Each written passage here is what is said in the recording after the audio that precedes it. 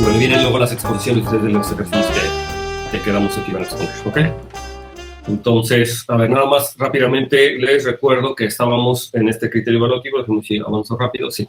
Este es el criterio evaluativo de separabilidad, que decía que si yo tengo un morfismo de esquemas de X a Y, suponiendo que X es neperiano, y es una hipótesis importante, entonces F separados y solamente si se cumple lo siguiente, y es que es para todo campo K y para todo anillo de evaluación R con campo de cocientes K. Nos tomamos T al espectro de R y nos tomamos U al espectro de K, y nos tomamos la inclusión I de U a T, ¿no? La inclusión natural. Es la inclusión natural porque pues, es la que corresponde a la inclusión de anillos o del anillo R en su campo de fracciones. Y entonces, dado un morfismo, cualquier otro morfismo de T a Y, o sea, del esquema asociado al anillo de evaluación de T a Y, y un morfismo de U a X, que es U sería como quitarle el puntito ese, ¿verdad? El puntito U, recuerden que U es el espectro de un campo, entonces está formado por un único punto, entonces quitarle como ese punto. Entonces, en ese sentido, eso es lo de la curva, ¿verdad? Es la curva menos un punto, porque recuerden que los anillos de evaluación corresponden a anillos locales de curvas, o anillos sí, al anillo de funciones de curvas, o el anillo, lo que se le asocia a curvas, y entonces, el morfismo, yo tengo entonces el siguiente diagrama sin la flecha punteada, ¿no? Entonces, este diagrama es conmutativo, y entonces lo que me dice es que existe a lo más un morfismo de T a X que hace que todo el diagrama sea conmutativo. Ya no lo puse, que el diagrama conmuta aquí. Entonces, esa es la cosa. Entonces, en otras palabras, lo que quiere decir es que si tuviera dos morfismos, entonces tendrían que ser igual. Tuviera dos morfismos que coinciden en U, ¿no? Que es lo que habíamos visto originalmente, digamos, desde el punto de vista de King-Louis, que si yo tengo dos morfismos que coinciden en U, entonces estos morfismos tendrían que ser iguales. Este es un poquito más general posible. Disculpe, Rogelio, ¿el R contenido en K no es el R sobre K? R es un anillo de evaluación con campo de cocientes K. O sea, que con el cociente con el maximal es K. Sí, con su campo de cocientes es K. Con su campo de fracciones. Ah, ok, ok. Dice cocientes, ¿verdad? Dice cocientes. Dice su campo de fracciones. Aquí es, y desde la vez pasada está ese error, Lo que quiero decir es el campo de fracciones, ¿no? El campo, la localización en C. ¿Ok? Es el campo de fracciones. Entonces tengo la inclusión correspondiente de R a su campo de fracciones. Por favor, noten eso en las notas de la clase pasada. Creo que sí dije campo de fracciones, pero ya ven que soy disléxico y puse campo de cocientes, pero me estamos refiriendo al campo de fracciones. Entonces sea T el espectro de R y U el espectro de K, y sea I de U a T la inclusión correspondiente, ¿no? Y entonces nos dice que si se extiende de manera única.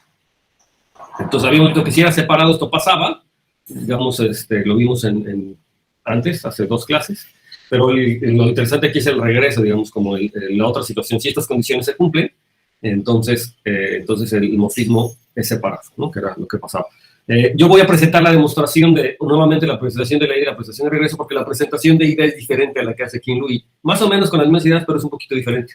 Entonces, también está interesante. Entonces, por eso la vamos a ver también. Y además, la cuestión de King-Louis es un poco más general, en el sentido que aquí no estamos tomando anillos de evaluación muy específicos, ¿no? En King-Louis, si no mal recuerdo, era simplemente que tenía un morfismo separado, de tal manera que dos morfismos coincidían, entonces, y que coincidían en un abierto denso, ¿verdad? Entonces decíamos que entonces los morfismos eran iguales, ¿no? Y entonces fue toda la discusión de qué es lo que pasaba con esa proposición, porque si los abiertos densos y los Fs eran continuos y no sé qué, y teníamos que ver que era como en cuestión de esquemas y bla, bla. Pero si se fijan es muy parecido a esta situación, porque aquí el U es el punto, ¿verdad? El U es el punto genérico, sí. El T, yo tengo el espectro de R, así como está, estoy diciendo.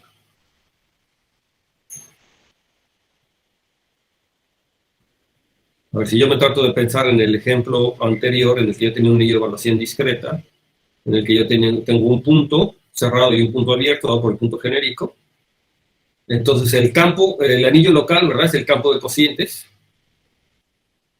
El campo de funciones, ¿verdad? El campo de funciones de mi variedad sería el que corresponde acá. Entonces, y ese punto debería corresponder al punto genérico, ¿no? Ese es el punto genérico, ¿no? Justamente. Entonces, sí está bien. Entonces, U, el espectro de K se corresponde al abierto denso, y el punto que está ahí, como es un único punto, ese es el punto genérico, ¿no? El del U, ¿no? El espectro de K está formado por un único punto, entonces sería el punto genérico.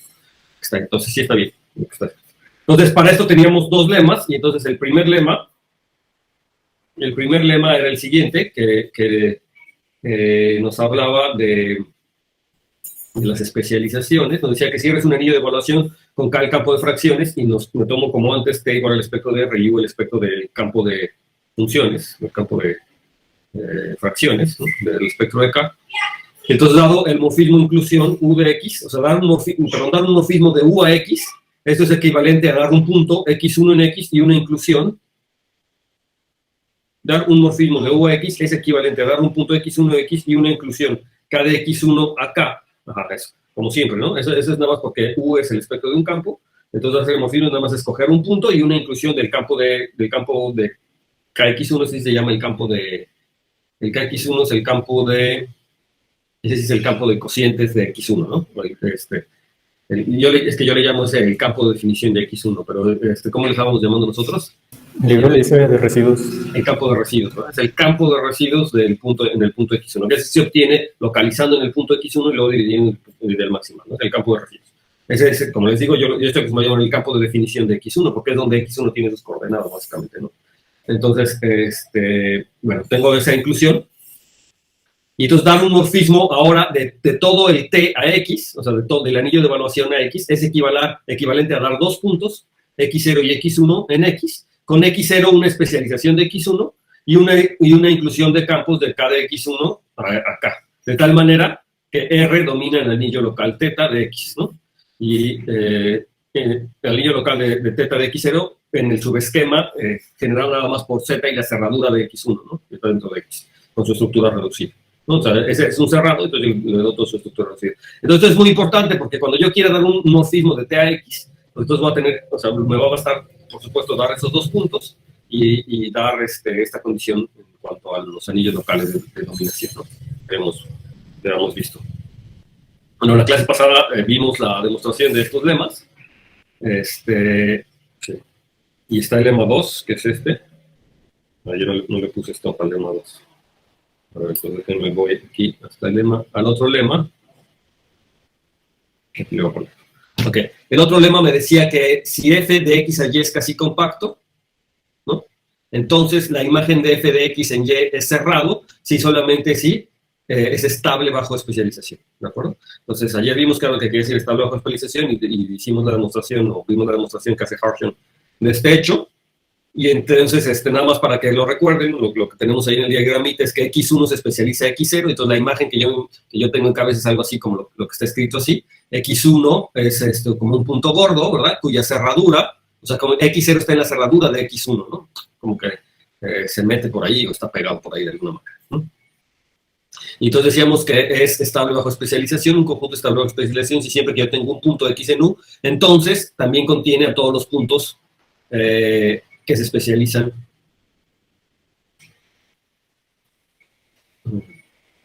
También contiene a todos los puntos que se sí, de la cerradura, ¿verdad? O sea, yo lo que quiero es que si tengo un punto, entonces contiene a todos los puntos. Se lo puse al revés. Que Y se especializa a X quiere decir entonces que Y sería más chiquito, ¿verdad? O sea, que Y, según mi dibujo, es que Y esté adentro. No, entonces lo que quiero aquí es el revés. Chao, hasta ayer les puse esto mal. Entonces nuevamente aquí está mal. Entonces yo lo que quiero es que si X se especializa a Y, lo que quiero decir, y creo que sí lo hicimos bien a la hora de nada más estaba bien escrito, mal escrito, que X se especializa a Y, entonces yo quiero que Y está aquí. X1 se especializa a X0, entonces X0 es el más chiquito. Entonces, cualquier punto que se especialice a X está en... Eso quiere decir que X se especializa a Y, quiere decir que Y está en la cerradura de X, ¿no? Y está en la cerradura de X, entonces yo creo que contiene esto, entonces contiene todos los puntos que están en la cerradura del punto. Lo que yo quiero, ¿no? Que si contiene un punto, entonces contiene todos los puntos que están en la cerradura del punto.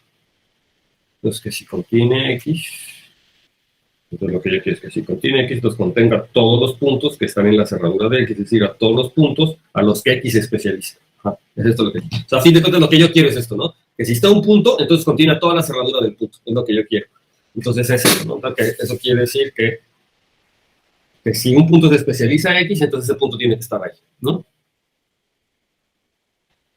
Entonces, que un punto especializa quiere decir que X... ya me confundí otra vez. Entonces yo lo que quiero es que si yo tengo un punto X, entonces toda su cerradura esté en el conjunto. Eso quiere decir que sea estable bajo especializaciones. Si tengo un punto, pues quiero que toda su cerradura esté. Y eso quiere decir que si yo tengo que X especializa Y, entonces Y está. Eso es lo que quiero. Ahora, si X especializa Y, entonces Y está.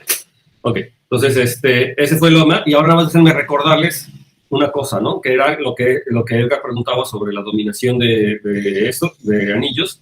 No sé si fui lo suficientemente claro, entonces se los pongo aquí otra vez. Entonces, si a veces son anillos de evaluación, y recuerdo que los anillos de evaluación en particular son anillos locales, entonces tienen un único ideal maximal. Entonces, me tomo los ideales maximales de A y de B respectivamente.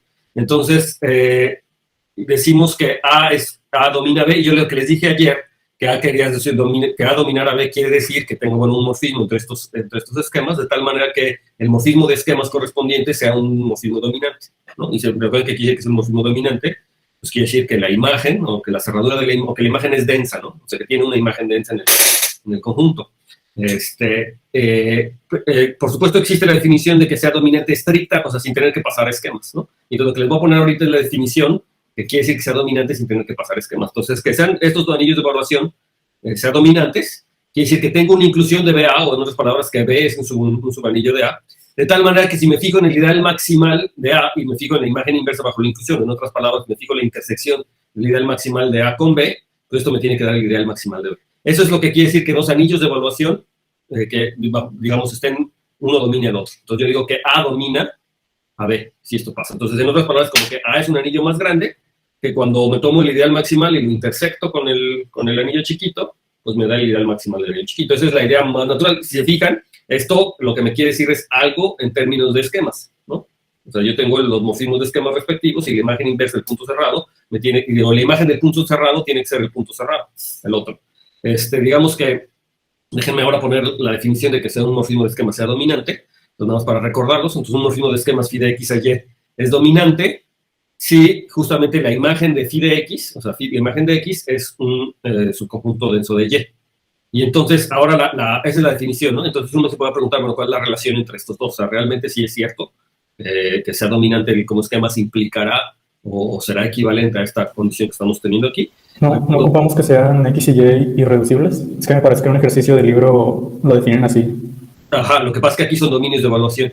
Sí, cierto. Entonces, bueno, entonces es la cosa, ¿no? Entonces vamos a ver aquí. Aquí X es igual al espectro de A. Cuando lo hago para el caso afín a secas, es decir, aquí, por un momento, no supongamos que A y B son los que yo tengo ahí, los anillos de evaluación, sino simplemente son esquemas afines.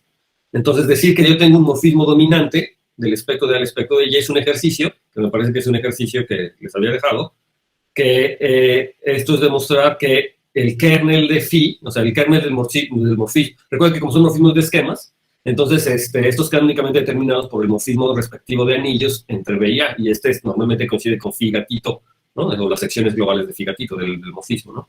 Entonces, si solamente el morfismo entre los respectivos anillos, el kernel del morfismo entre los respectivos anillos está dentro del ni radical. Este es un ejercicio, es un ejercicio fácil, ¿no? Lo pueden hacer, por eso está punteado con naranja, es un ejercicio fácil. Entonces, ver que este es dominante, si solamente si el kernel de este morfismo, del respectivo morfismo inducido, está dentro del ni radical de B.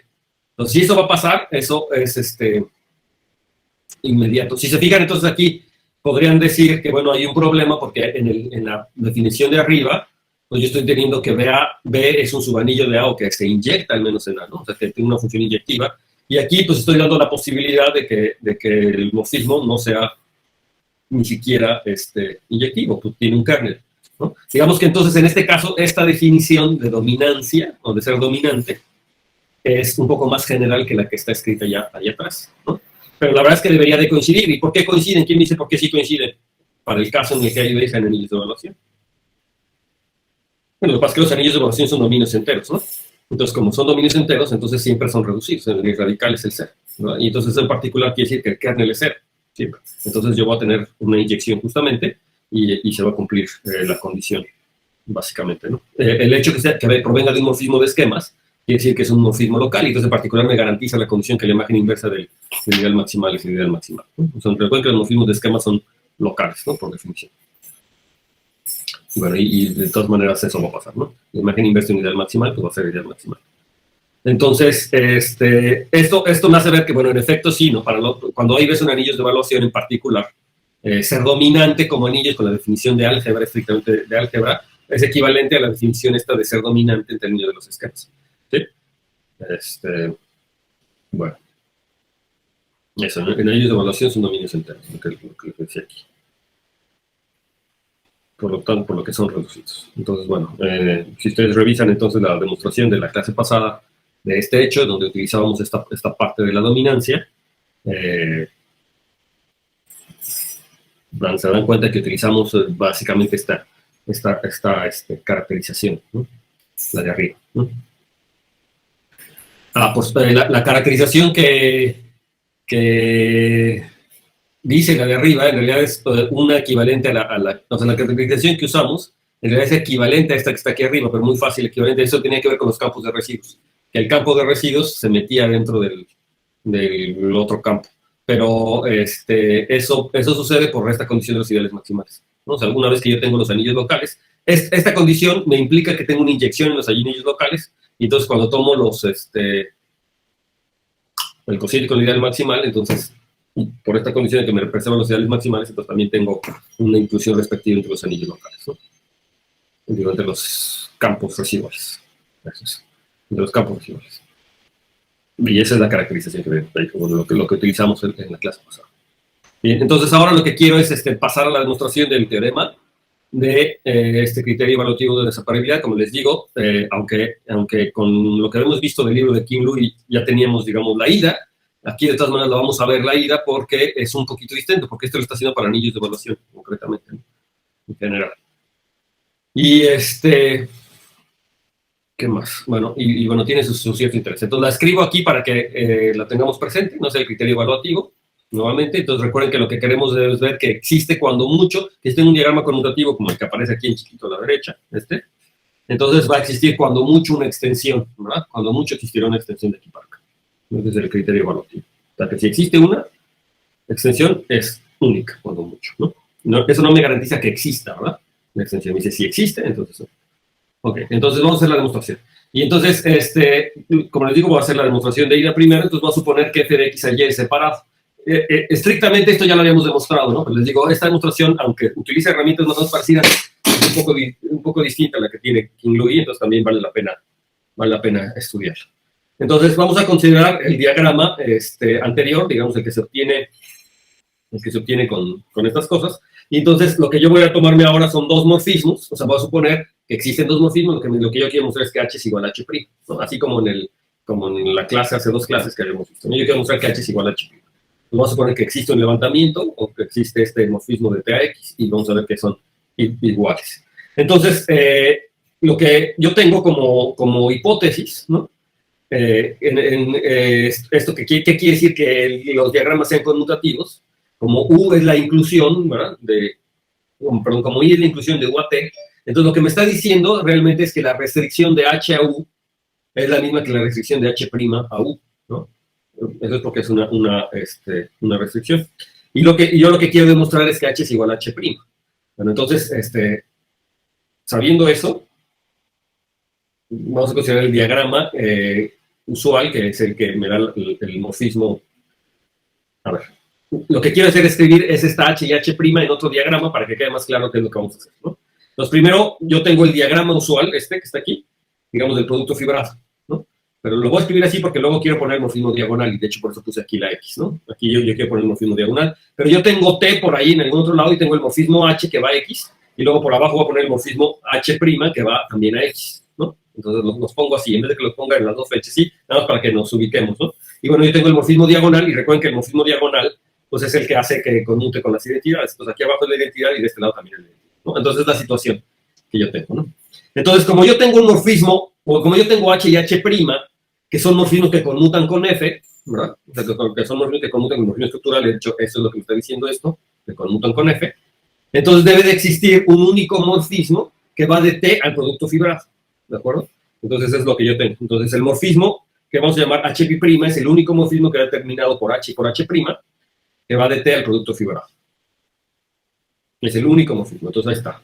Lo ponemos, y lo voy a poner de lila, no sé qué color sea ese, de T a X al producto fibrado. ¿De acuerdo? Entonces es mi H'. Entonces, por hipótesis, lo que yo vamos a tener es que el H restringido a U es igual al H' restringido a U, ¿no? O sea, el H restringido a U es el H' restringido a U. Ese es el diagramita que está aquí, ¿no? La parte de arriba. La conmutatividad de arriba es lo que me está diciendo.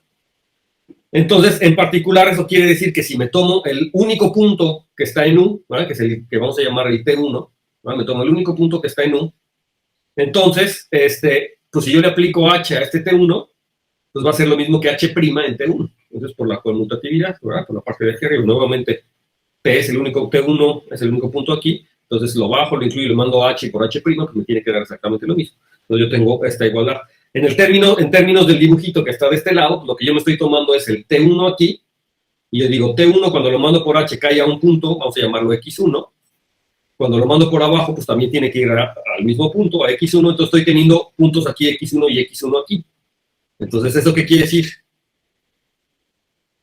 Pues eso va a querer decir que, bueno, ese X1 está aquí, ese X1 está aquí, pues también está aquí, porque es el mismo X, y recuerden que estas son las identidades, ¿no? Este es el mismo X, y lo que quiere decir es que cuando me fijo bajo la imagen del diagonal de ese punto X1, cae en un punto que cuando lo bajo cae en X1 y cuando lo mando para acá cae en X1. O sea que la imagen de delta de X1 es un punto que cuando lo mando para acá, pues, y lo mando para acá, me cae en el X1. Eso quiere decir que ¿en quién está cayendo? Pues tiene que caer exactamente en la imagen del morfismo T. Porque la imagen del morfismo T pues queda determinado por lo que pasa con H1, con H' y H, que es exactamente ese mismo punto X, que es el que mando para acá y que lo mando a la imagen. Entonces, como conmuta, lo que estoy diciendo es que ahí escribí el X1, las imágenes del T1, el T1 es este que está aquí arriba, el T1 es este que está aquí arriba, lo mando un punto X1 con H' y con H, lo mando X1, bueno, ese X1 también está aquí y lo mando para acá abajo. Y entonces yo digo que al que lo mando, pues es el mismo que al que me manda pues porque este triángulo que está aquí es conmutativo. Ok. Entonces lo que estoy diciendo es que delta de X1 es lo mismo que H'B' de T1. El H'B', recuerden que es el morfismo que está aquí, ¿no? El H'B', aquí le puse H, pues H'B'. ¿No? Y bueno, entonces eso es lo que tengo, ¿no? Que la imagen del T1 cae en la imagen de la diagonal. Pero ahora yo lo que tengo, por hipótesis, porque estoy suponiendo que mi morfismo F es separado, ¿no? Lo que estoy suponiendo es que el morfismo F es separado, entonces yo lo que tengo como hipótesis es que delta X es un conjunto cerrado. Entonces, como delta X es cerrado, entonces, pues contiene, si T1 se especializa a T0, entonces T0, la imagen de H de T0, pues también va a estar en la imagen de la diagonal. O sea, H'B' de T0 también va a estar en la diagonal, en delta de X. Y entonces, así que lo que estoy demostrando es que existe un punto X0 en X, o el hecho que esté en la imagen de la diagonal quiere decir que existe un punto X0 en X, que está acá atrás, que va a caer exactamente también al T1.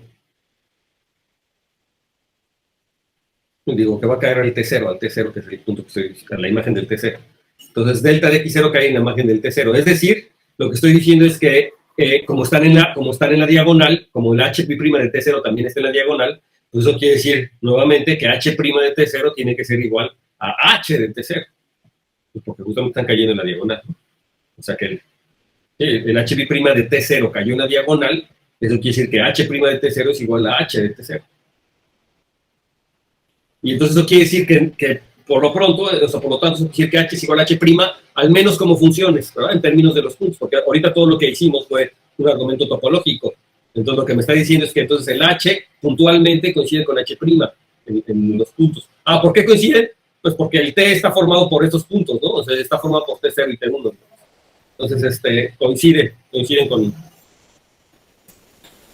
estos puntos. Pero ahora me gustaría ver que también coinciden como esquemas. Entonces, para ver, bueno, a ver, aquí les dije que T era 2 puntos, pero no es cierto, ¿verdad? O sea, T es un anillo de evaluación, es un anillo de evaluación discreta.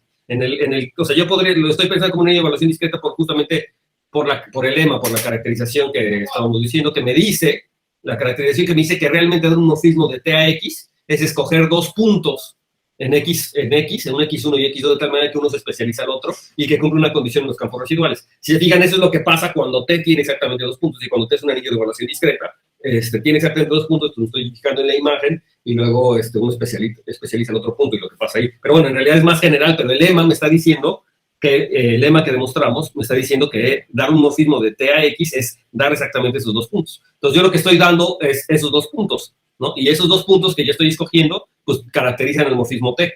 Entonces eso quiere decir que ya me da el morfismo T, como los puntos son iguales, en los de H' y H, ¿verdad? Entonces en esos dos puntos, con las imágenes, estoy escogiendo los mismos puntos con H, entonces H tendría que ser igual a H', al menos a nivel de los puntos, pero por supuesto que me falta la situación de las gavillas, ¿no? Ver la compatibilidad con las gavillas, y lo que me daba la condición de compatibilidad de las gavillas era la inclusión de los campos residuales, la condición esta de dominancia, si quiere, ¿no? De los campos, que era pues básicamente que yo tenía esta inclusión de cada X1 en cada X1 en K, ¿no? Y lo que digo que tanto esta inclusión son las inclusiones inducidas por H, pero también por H', o sea, lo que estoy diciendo es que estas inclusiones son iguales. La inclusión de los campos residuales es exactamente la misma que sucede por H que por H', justamente porque coinciden por la conmutatividad del diagrama en estos puntos. Entonces, como estos son iguales, entonces ahora sí, por el lema, entonces ahora sí yo coincido, yo puedo concluir que H es igual a H' como morfismo de esquemas, porque eso es lo que me decía el lema, ¿no? Basta que para determinar un morfismo, o para dar un morfismo de T, es domino que me digas quiénes son los puntos a los que los mandas y que hay una relación ahí de especialización y que se cumple esta relación con los campos residuales. Pueden regresar al lema para ver lo que me está diciendo. Entonces, esa sería la ida. Yo no sé qué les parece, es muy parecido realmente a lo que habíamos hecho, Qin Lui. Posiblemente lo que se hizo con Qin Lui sea un poco más claro, no sé, puede ser. Pero bueno, en todo caso, esa es la demostración que presenta el Harshon. Esa es la idea de la demostración que presenta el Harshon. Ahora la parte interesante aquí es el regreso. También ya me quiero ir rápido con esta demostración porque es más o menos el mismo tren de ideas de argumentos. Y lo que vamos a hacer aquí es que vamos a suponer que las condiciones del teorema se tienen, o sea, que existe cuando mucho un levantamiento del morfismo, ¿no? O sea, que yo tengo mi cuadrado que conmuta, el de U y T con X y Y que cuando mucho existe un único levantamiento de T a X, ¿no? Que hace que todo conmute. Y entonces lo que vamos a demostrar es que mi morfismo es separado, es lo que yo quisiera demostrar, ¿no? Y entonces para demostrar que eso es separado, pues nos basta demostrar que el delta de X es cerrado, porque ya sé que un morfismo separado, si solamente si la imagen del morfismo diagonal, lo que se llama la diagonal, es un subconjunto cerrado. Y por el lema anterior, también por el lema 2, como sabemos que por hipótesis X es neperiano, eso implica que delta es cuasi compacto. Ese es un ejercicio que no recuerdo si se los dejé. También, y si no se los dejé, se los marco en naranja, que dice que si yo tengo un esquema neteriano, entonces todo morfismo de un esquema neteriano, a partir de este esquema neteriano, siempre es cuasi compacto. Que también es un ejercicio más o menos fácil, si se acuerdan qué quiere decir.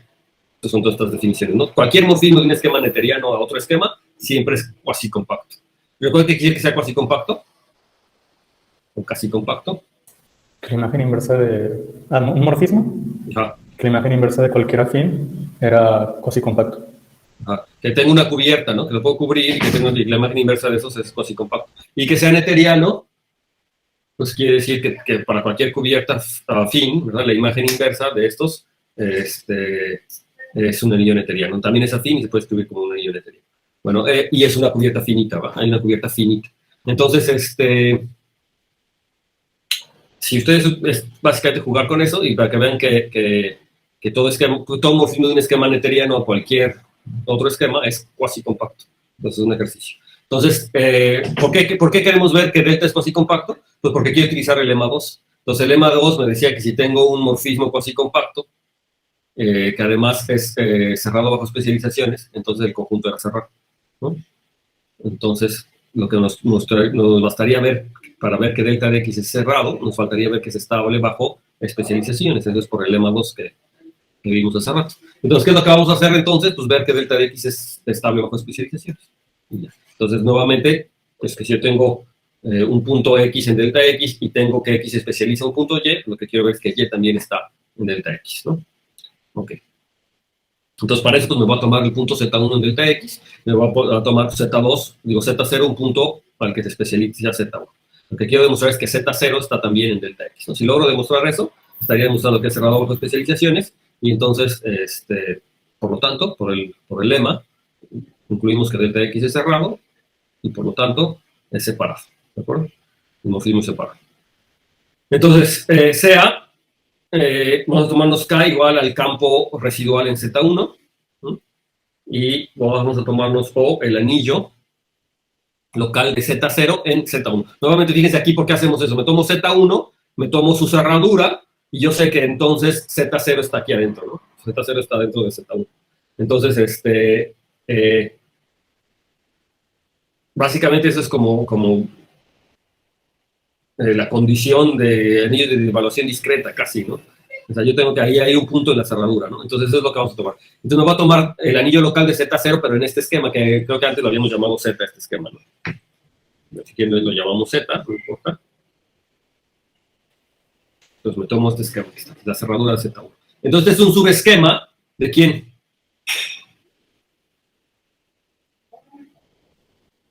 ¿De quién es este subesquema? Pero es un cerrado, primero es un cerrado, ¿no? ¿Es un cerrado de quién?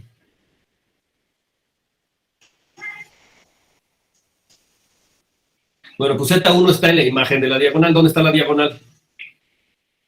O sea, Z1 está en delta de X, ¿no? Vamos para ver si Z1 está en delta de X. Y delta X es un conjunto de producto fibrado, ¿de acuerdo? Delta X es un conjunto de producto fibrado. Eso quiere decir que la cerradura de esta cosa es un subesquema pues, del producto fibrado. Es un cerrado aquí, ¿vale? Es un cerrado del producto fibrado. Ahora, como todo buen cerrado, pues le puedo dar muchas estructuras de esquema. Lo que queremos es darle la estructura canónica. ¿Cuál es la estructura canónica que yo le doy a un cerrado? La reducida. La reducida, ¿no? Entonces, lo que le damos la estructura reducida a ese esquema. ¿Ok? Entonces, ahora, y la ventaja de que sea una estructura reducida, pues es en particular que mi radical vale 0, y entonces la noción de dominancia, sí queda determinada por esas inclusiones, ¿no? Entonces, tenemos que el anillo teta es un anillo local contenido en el campo K, y tengo que R domina a teta. Tiene que R domina teta. Eso se los pongo de naranja para que lo verifiquen. R domina teta. ¿Quién es R?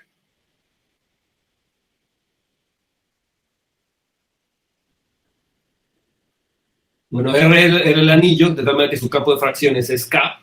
R es un anillo de evaluación cuyo campo de fracciones es K, y de hecho el espectro de R es T, es el T al que yo estoy tratando de extender. ¿Sí? R es el anillo de evaluación, T es el espectro de R, y K es el campo de fracciones de R, ¿de acuerdo? Sí, K es el campo de fracciones de R. ¿Sí? Y entonces, ¿sí o no? Ok, estamos en eso. Y entonces, como lo domina, entonces lo que estamos obteniendo es un morfismo del espectro de R.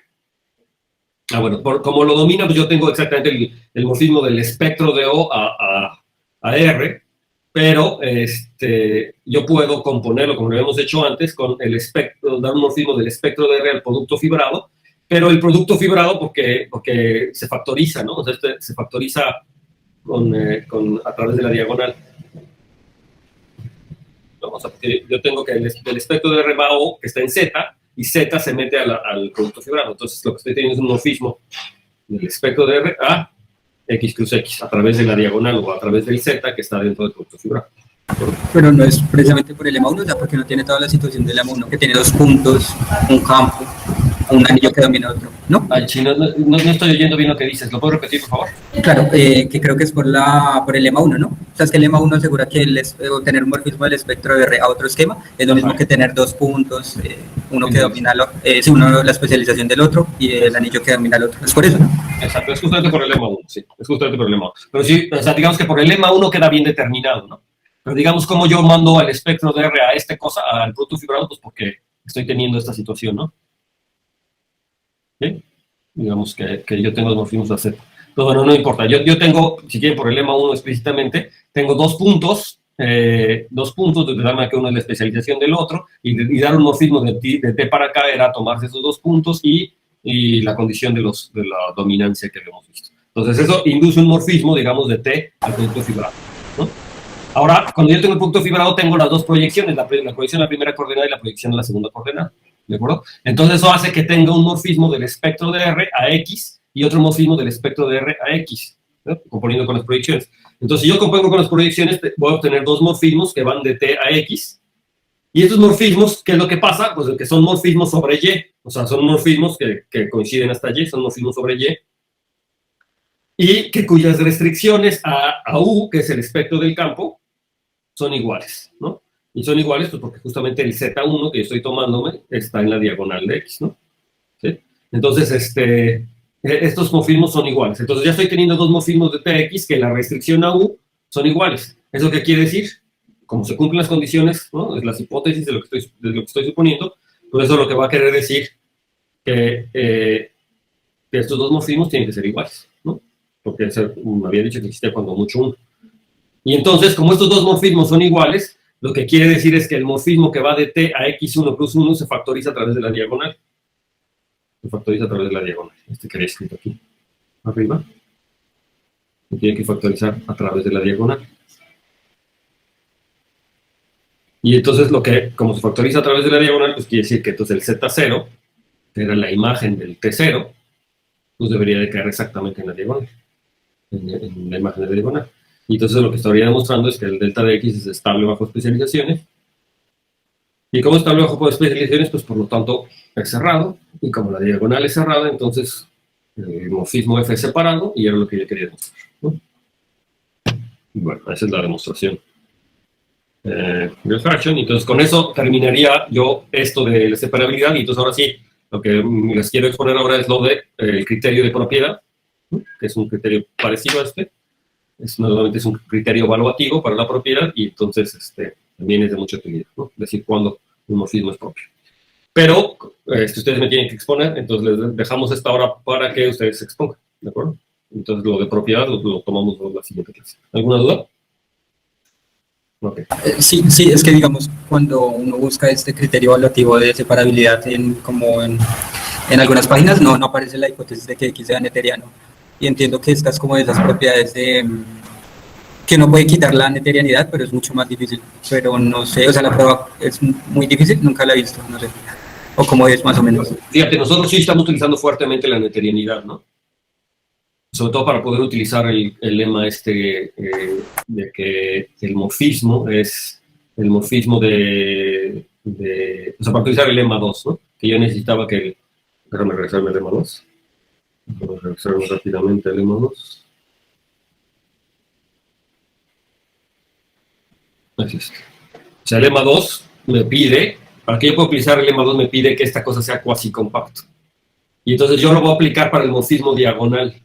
O sea, en esta demostración al menos yo sí lo utilizo porque necesito que sea cuasi compacto. Ahora, la neterianidad solamente la utilice para decir o para poder garantizar esto. Es decir, que si de alguna otra manera yo puedo ver que esta cosa sea cuasi compacto sin pedirle que X sea diagonal, pues también tendría el resultado. Digo, sin pedirle que X sea neteriano y puedo ver que este morfismo sea cuasi compacto, entonces también podría aplicar la demostración. Entonces podría ahí cambiar la hipótesis, ¿no? Simplemente diciendo que f de X al producto fibrado sea cuasi compacto, que el morfismo diagonal sea cuasi compacto. Pero ahora lo de cuasi compacto realmente lo estoy utilizando para poder meter este lema, que es el lema de la especialización, ¿no? Que si es estable bajo especializaciones, entonces ya está. Ahora, yo podría también, si de alguna manera yo logro ver que es estable bajo especializaciones sin necesidad de alguna de estas dos hipótesis, entonces también podría concluir el resultado.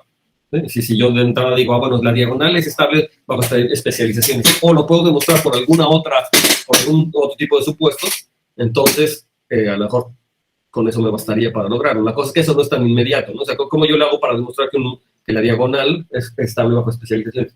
Bueno, pues lo que se les ocurrió aquí a ellos es, bueno, a ver, ¿qué hipótesis más naturales yo puedo hacer para que esto suceda? Pues necesito que X sea neteriano, y bueno, si X es neteriano ya se sigue. Y suponer que X es neteriano no está tan descabezado, porque pues las variedades pues, son neterianas, y yo tengo entonces, en la mayoría de las aplicaciones eso me va a bastar. Eso no quiere decir, por supuesto, como dices, que no haya otras posibilidades en lo que yo pueda tener esta misma situación, sin necesidad de suponer que X sea neteriano. Entonces, lo que había que revisar es qué hipótesis son las que piden en las otras versiones que tú has visto. Porque si no piden ninguna otra hipótesis, se me haría raro, ¿no? Seguro cambian la neterianidad por alguna otra hipótesis. No, sí, toda la razón. Lo acabo de revisar y sí piden exactamente eso, de que la diagonal sea cuasi compacta. Ajá, exacto. Tal cual. Entonces, bueno, por ejemplo, ¿no? Entonces, si te fijas, entonces es la condición equivalente. Entonces, si es cuasi compacto, pues la demostración es igualita. Porque lo único para lo que yo utilicé que quizá neteriano es para decir que el morfismo era cuasi compacto. Y ya, ¿no? Y poder aplicar el lema. Entonces, sí, bueno, en ese sentido sí es a lo mejor mucho pedirle que sea neteriano. Realmente lo que necesito es que sea cuasi compacto. El punto está en que qué tan fácil es verificar que un morfismo es cuasi compacto. Posiblemente sea más fácil verificar que sea neteriano, pero no importa, ¿no? Incluso podría quitarle esta condición de que sea cuasi compacto y, como les digo, decirles, en la diagonal es estable bajo especialización. No, porque así no podría concluir que es bueno, aquí más bien la cuestión está qué tanto necesito para demostrar que en conjunto, que la diagonal sea cerrada, la equivalencia, ¿verdad? O sea que es que este lema lo que me da es una equivalencia. Me dice, el conjunto es, si el homomorfismo es cuasi compacto, ¿verdad? Entonces la imagen es cerrado, sí, solamente sí es estable bajo especializaciones, pero yo estoy utilizando fuertemente aquí la cuasi compacidad. La pregunta aquí sería, ¿qué tanto realmente necesito todo de la cuasi compacidad para demostrar que es esta equivalencia? A lo mejor puedo bajar un poquito más de esa condición, o a lo mejor no, ¿no? O sea, sí, es que habría que revisar la demostración, ¿verdad? De este lema para ver realmente qué tanto sí está utilizando la cuasi compacidad. ¿Se acuerdan qué tanto lo utilizamos? Habría que revisarlo. Bueno, revisarlo con calma y a lo mejor puedo bajar un poco mis criterios. Pero bueno, en todo caso, el otro criterio pues pedía que la diagonal sea compacto, entonces con eso bastaba. Así es. Bueno. ¿Alguna otra duda, comentario? Bueno, entonces ahora sí, le cedo la pantalla. ¿Quién exponía el 1? Yo. Ok, entonces te cedo la pantalla para la exposición.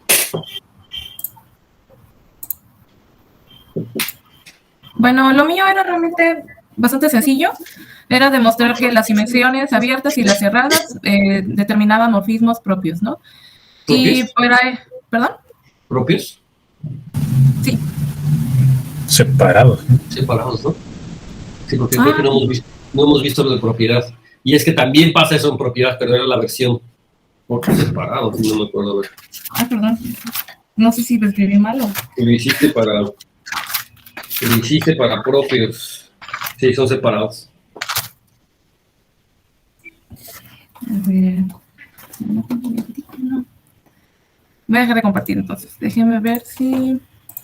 Si es que tenemos vamos a tener una proposición más o menos equivalente para los morfismos propios. Morfismos separados. Sí, de hecho, las dimensiones cerradas son propias, son estables bajo composición, que también lo van a tener que mostrar. Pero que son estables bajo composición. O sea, tenemos la proporción equivalente, digamos, pero para propio.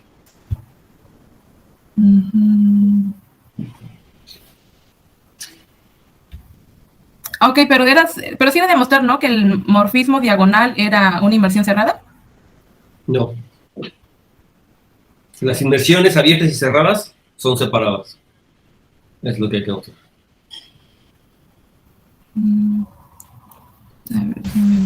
Pero sí, o sea, para probar que es separado necesitas ver que es el morfismo diagonal es cerrado. Sí, claro. Ok.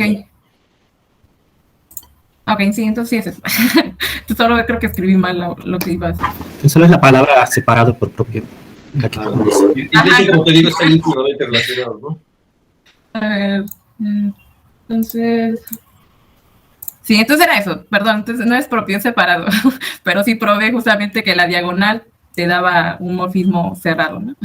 Ok, sí, eso es lo que teníamos. Bueno, y bueno, para este resultado vamos a usar fuertemente uno de los ejercicios que nos dejó, y el ejercicio dice lo siguiente, es de que si yo tomo, de hecho, una inmersión dado un morfismo entre esquemas, la cual es inmersión o bien abierta o cerrada, entonces, para cualquiera otros dos T esquemas, entonces nosotros vamos a tener que hacer el producto fibrado sobre el morfismo T, sobre la estructura que tenemos de T esquemas, va a ser equivalente a hacer el producto fibrado sobre la estructura que nos determina este morfismo como S esquemas, ¿no?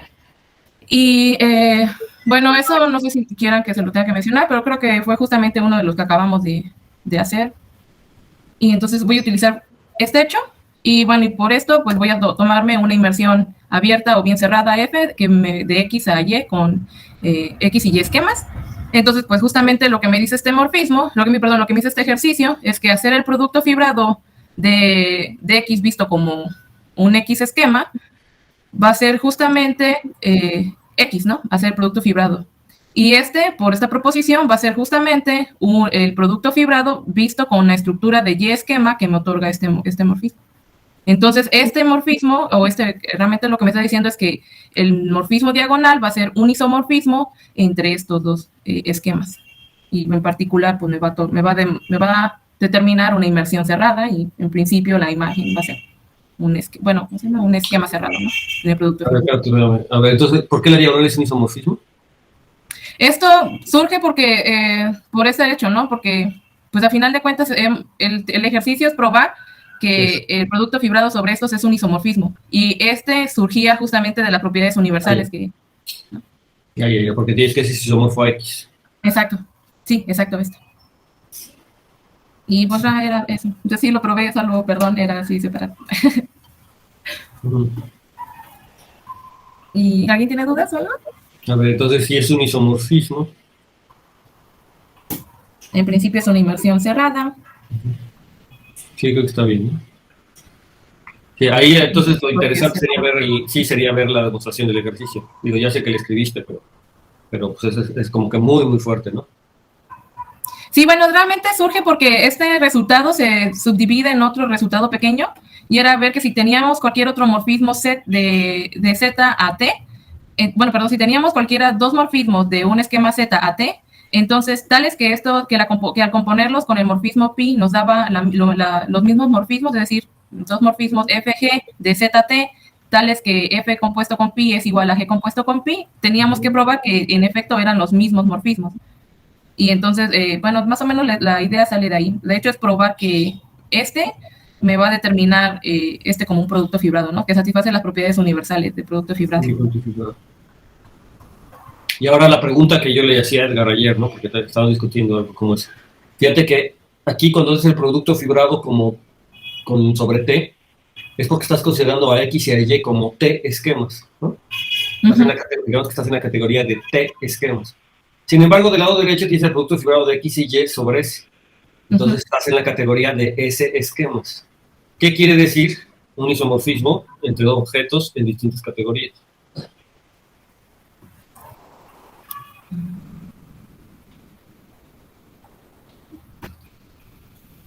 ¿Pero no será isomorfismo en la categoría de esquemas en general? Ajá. Pero también en la categoría de esquemas. También. ¿No?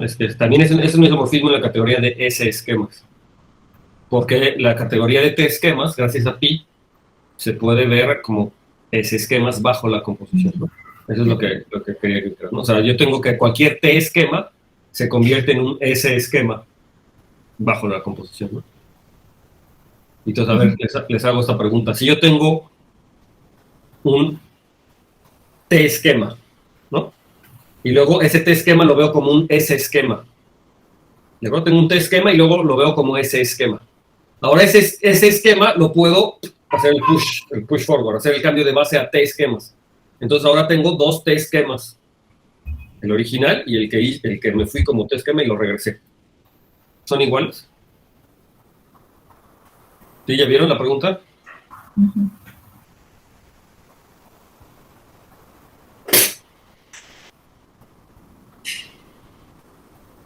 O sea, en otras palabras, yo tengo el funtor, ¿verdad?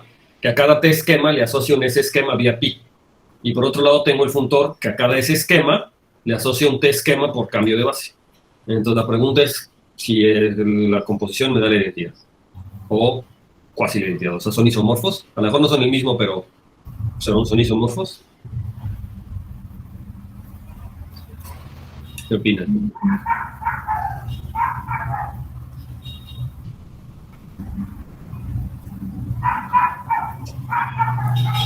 Creo que no, eso surge más o menos de algunos resultados. Es como considerar tomar el pullback de una gavilla y luego tomar la imagen directa de la gavilla, y eso no siempre da un isomorfismo, ¿no? Pero aquí no es el pullback, aquí es primero la inclusión, ¿no? O sea, aquí primero lo estoy viendo como la inclusión y luego el pullback.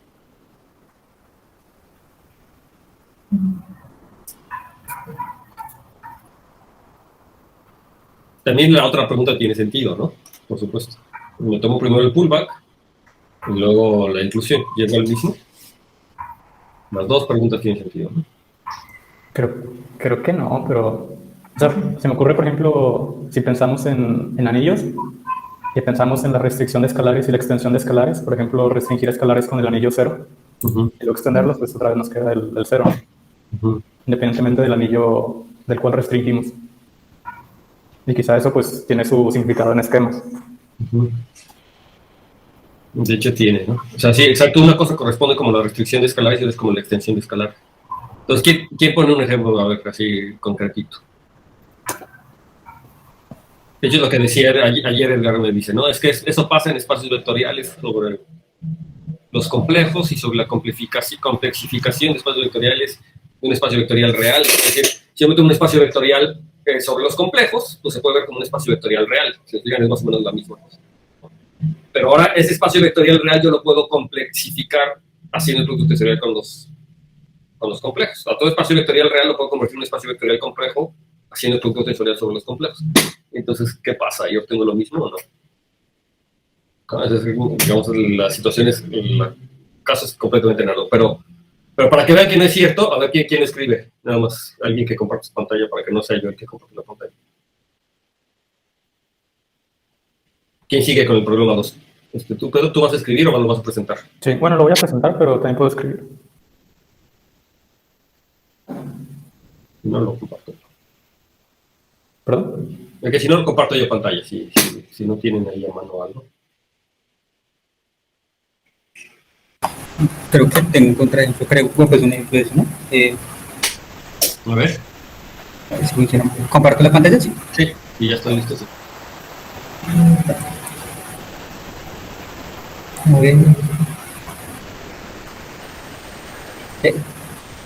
No, sería un ejemplo algo así como, digamos, coger, pues la línea pin sobre un cuerpo cualquiera es un esquema sobre la línea pin sobre un cuerpo cualquiera, y este es un K-esquema también, ¿no? Pues la restricción de escalar, etcétera, sería algo así, ¿no? Sin embargo, cuando uno hace el pullback, entonces sería coger la línea pin, o sea, es decir, completar este diagrama, ¿no? Y esto se completa con A2, ¿no? ¿O no? O la embarré. Pegamos esta es la X, y este es ese, ¿no? Entonces este es S, este es X y este es T. Entonces para hacer, o sea, para devolverlo, acá tengo, digamos, a X visto como un S-esquema, y para verlo como un T-esquema, pues hago el producto de estos dos, ¿no? Claro. Que sea 2, ¿no? Pues en general no son isomorfos, ¿no? O no funciona. Ahí está. Sí, de hecho, básicamente es el ejemplo que yo he estado pensando cuando se toman los complejos y los reales, ¿no? Como espacios vectoriales, o como espectros, ¿no? O sea, yo puedo tomar los reales o los complejos como una real álgebra, ¿no? Digamos. Entonces me determina el morfismo del espectro de C al espectro de R, ¿no? Y entonces, de R a C, ¿no? Desde el espectro de C al espectro de R. Y entonces ahora me tomo se puede tomar incluso el espectro de C sobre el espectro de C, tal cual. Exactamente la misma situación, ¿no? Que es la línea fina, exactamente. Casi la línea fina, exactamente. Tú estás tomando aquí con polinomios, pero incluso si no lo tomo con polinomios, con el espectro de C y el espectro de R, directamente, a ver, escribe ahí lo que le estoy diciendo, ¿no? Tengo el morfismo del espectro de C al espectro de R horizontal. Sí, listo. Ese es el viendo a los complejos como una real álgebra. Entonces ahora tengo al espectro de C sobre el espectro de C arriba, ¿no? Que es la identidad, si quiero. Entonces acá tengo el espectro de C, sí. El espectro de C. Entonces eso quiere decir que puedo ver al espectro de C como un espectro de R. Y ahora lo pongo al revés, ¿no? Ahí está. Ahora hago el espectro de R y el espectro de C lo pongo arriba, pero ahora el espectro de C como un R esquema. Y abajo pongo el espectro de C. Entonces es lo mismo, ¿no? ¿Qué es lo que pasa si yo hago eso? Pues ahí es el espectro de C tensor C, pero sobre R. Exacto, y eso es C más C, ¿no? Ahí, exacto. Ah, sí. Y ese es el mismo ejemplo que habíamos visto la vez pasada, ¿verdad? Que esa cosa no es del mismo, ¿no? Me da C más C, que es la unión disjunta de dos espectros C. Y entonces, ¿qué es lo que hiciste con el caso FIT, ¿no? Sí, sí. Perfecto. ¿No? Bueno, entonces eso es para tomarlo en cuenta. Y cabe la pregunta del otro lado también, ¿no? O sea, si hago yo la proposición del otro lado, pero bueno, muy bien. Entonces ya para no detenernos en eso, ahora sí.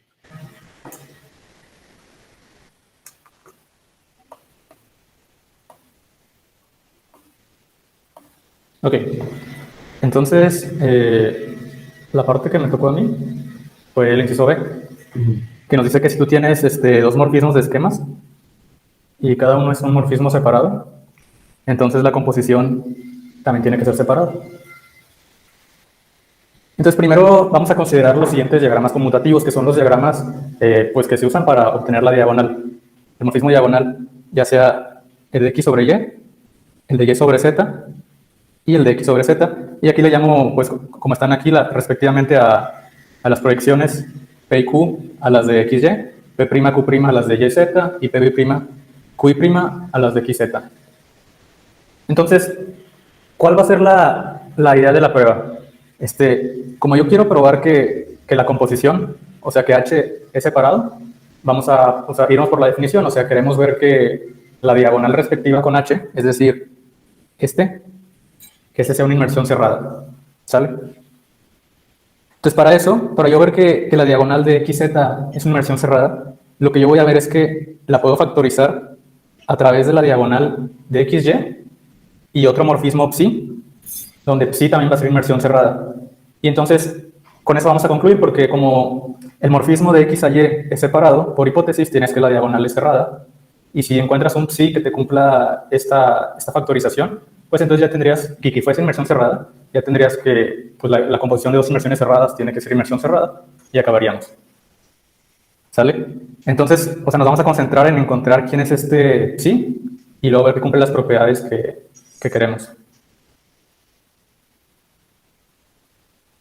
Entonces, para esto primero vamos a considerar este diagrama de aquí. O sea, vamos a agarrar que es el diagrama del pullback de Y con Z.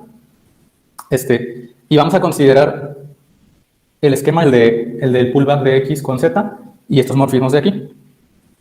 Ahora, notemos que ahorita no omitamos esta parte del morfismo en medio. Yo quiero ver que con este es lo mismo que este con este, para así usar la propiedad universal del pullback y ver que existe este phi del medio. Entonces, las cuentas de por qué G con FP conmuta con G con FQ son estas, de aquí. Si yo agarro G con FP B', pues es lo mismo que aquí nada más cambio, o sea, asocio a G con F, pero recuerden que ¿quién es G con F? G con F es mi H. Entonces aquí tengo H con P B'.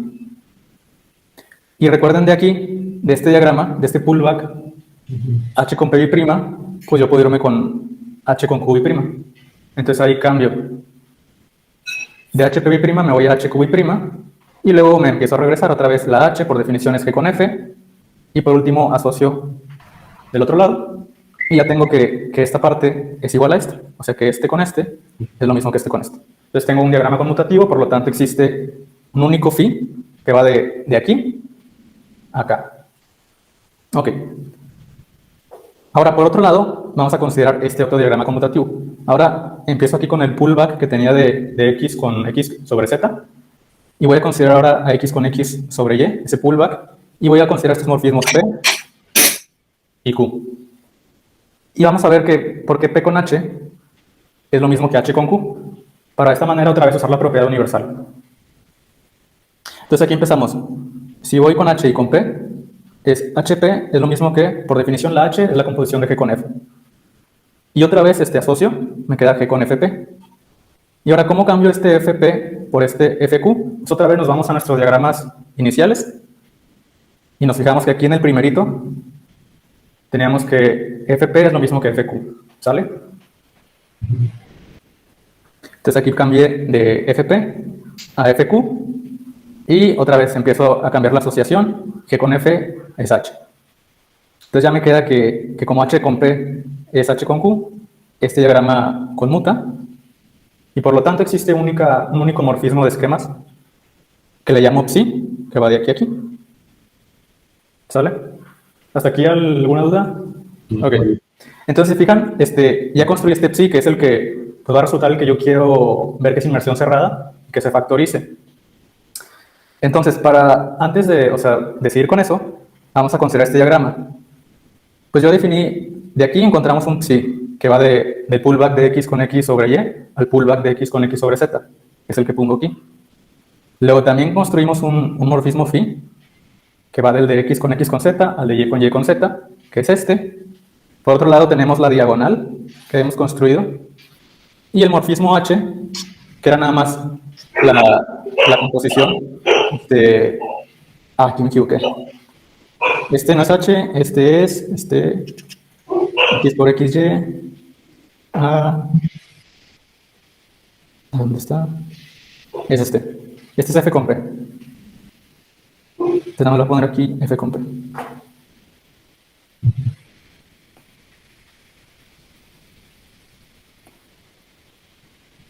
Ok, entonces primero f y luego p, para irme de x por y, x a y. Si se fijan, no importa si hubiera agarrado con el q, porque pues el diagrama conmuta.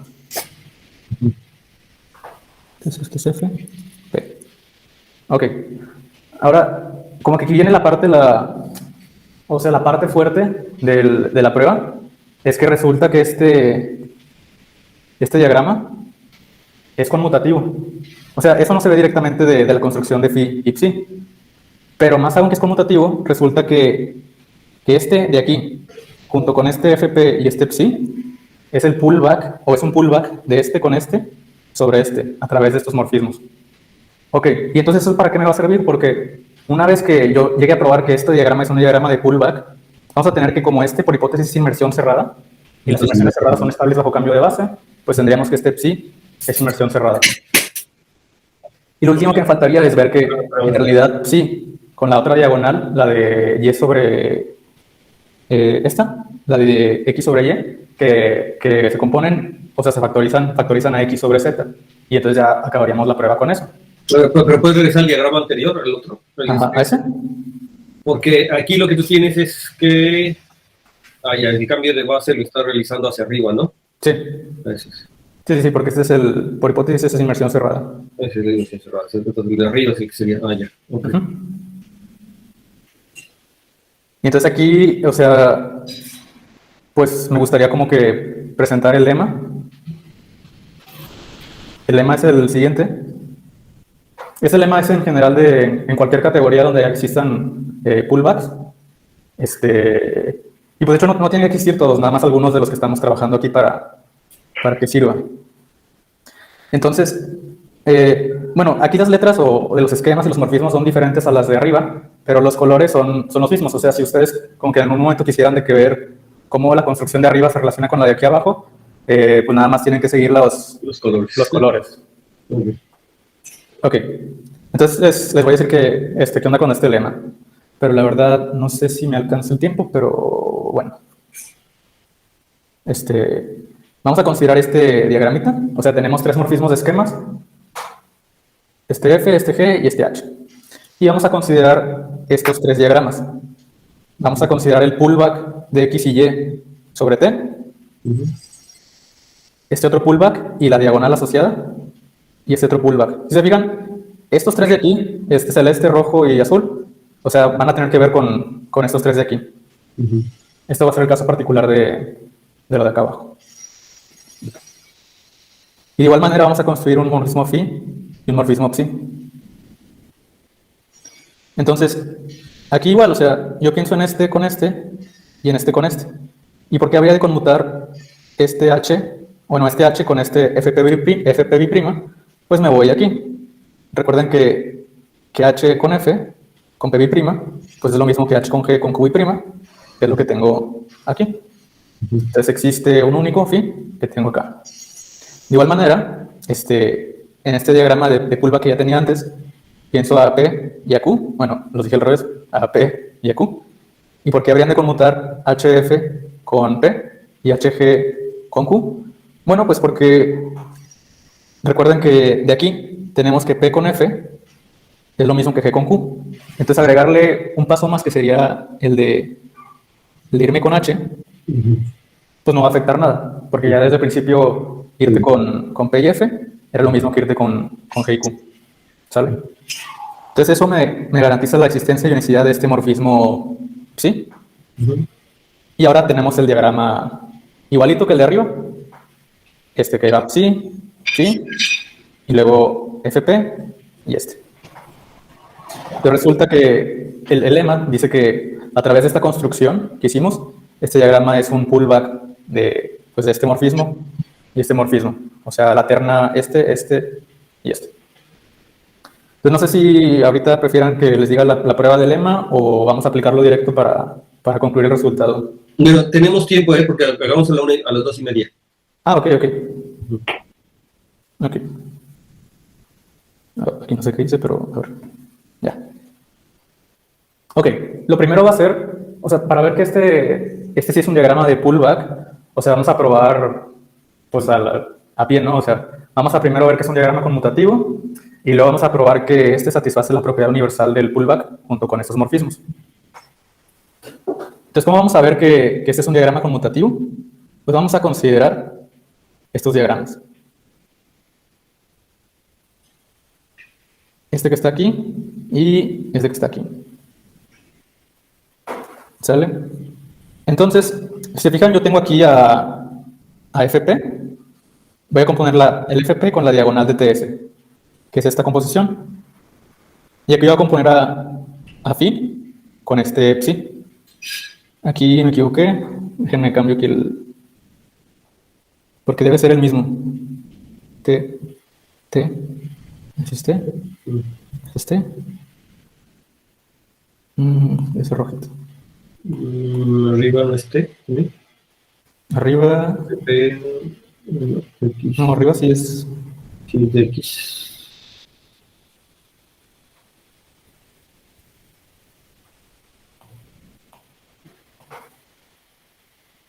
Este es el H y es el Q. O sea, ¿para qué considero este diagrama? Porque yo quiero ver que tanto esta composición, que es esta, y esta composición que tengo aquí, hacen conmutar este diagrama. Y entonces, por la propiedad universal del pullback, debe haber nada más un único que lo hace conmutar, y entonces ya puedo concluir que son iguales. Entonces, la primera parte, vamos a componer o sea, yo ya sé que este conmuta y que este conmuta porque es un diagrama de pullback. Entonces, nada más falta ver que estos triángulos de aquí son conmutativos. Entonces, vamos a ver primero este triángulo. Entonces, yo compongo P' con esta parte, y luego asocio de esta manera. Entonces, me fijo en mis diagramas quién es P' con esta diagonal. Pues, ¿dónde está? Está aquí. P' con la diagonal, pues es la identidad de T. Entonces, cambio esto por la identidad y eso me da FP. Similarmente, vamos a tener que si hubiéramos empezado con este y luego componerlo con este, vamos a usar ahora la otra parte del diagrama, o sea, que esto me da la identidad, y vamos a llegar a que también es FP, ¿sale? Entonces, tanto componer con esto me da FP, y componer con esto me da FP, entonces este es un diagrama conmutativo, y ahora vamos a ver que esta parte también es un diagrama conmutativo. Entonces, me fijo primero en este triángulo, ese es el P' con Phi y Psi, asocio, y otra vez me fijo quién es P' con Phi. Bueno, me voy a la construcción de mi Phi, que está aquí. Entonces, P' con Phi es lo mismo que FP bi'. Entonces ya lo cambiamos por FP bi' con Psi, vuelvo a asociar, y me queda PP bi' con Psi. Y entonces ahora me fijo en mi diagrama donde definimos el Psi, y entonces aquí está el Psi y el P bi', que eso me da P. Entonces aquí esta parte vale P. Entonces, por lo tanto, este diagrama de aquí a aquí conmuta. Y similarmente, el triángulo de arriba va a ser conmutativo. Nada más seguimos de los dos diagramas anteriores la parte de arriba. Yo creo. Ok. Y entonces ya, pues la propiedad universal del pullback, tenemos que estos dos morfismos son iguales, lo que hacen a este diagrama conmutativo.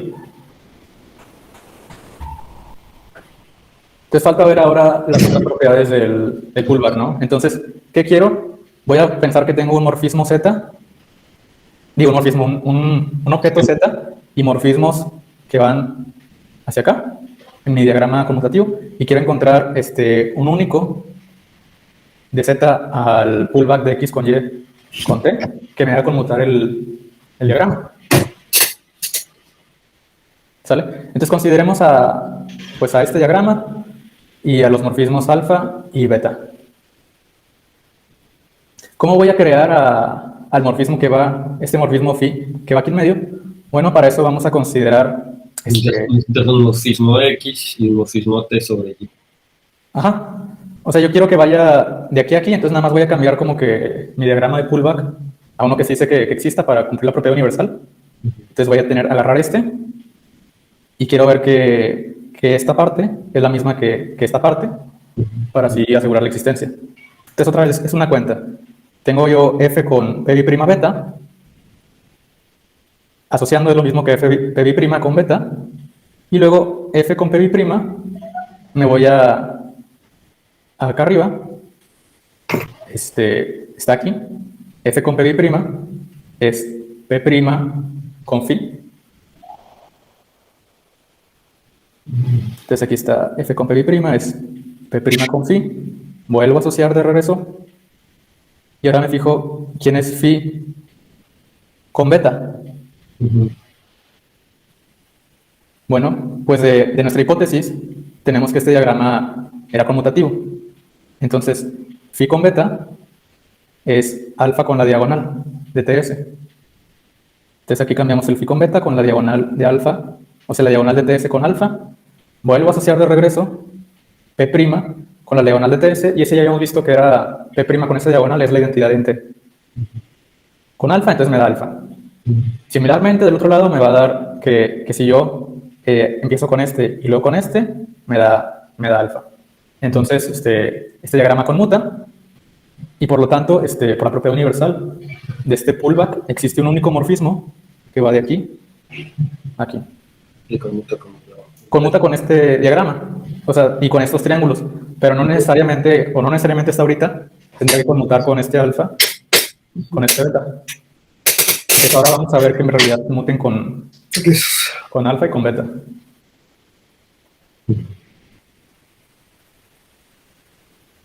No sé si hasta ahorita hay alguna duda o algo, porque sí está como que medio, hay muchos diagramas. Sí, pero se va bien, o sea, sí se puede ir. Pero... Ok. Entonces queríamos ver que este phi que encontramos aquí, al ponerlo en mi diagrama que tenía hace conmutar a este triángulo y ese triángulo. Entonces primero lo vamos a hacer en dos pasos. Primero vamos a ver que este conmuta, que es más simple, y luego vamos a ver que este triángulo conmuta. Ese es un poquito más trabajoso, pero no mucho.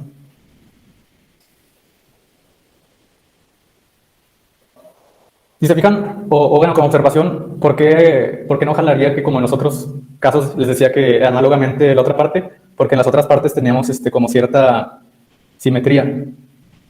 Pero aquí ya cambia un poco más, es un poquito más distinta la cosa.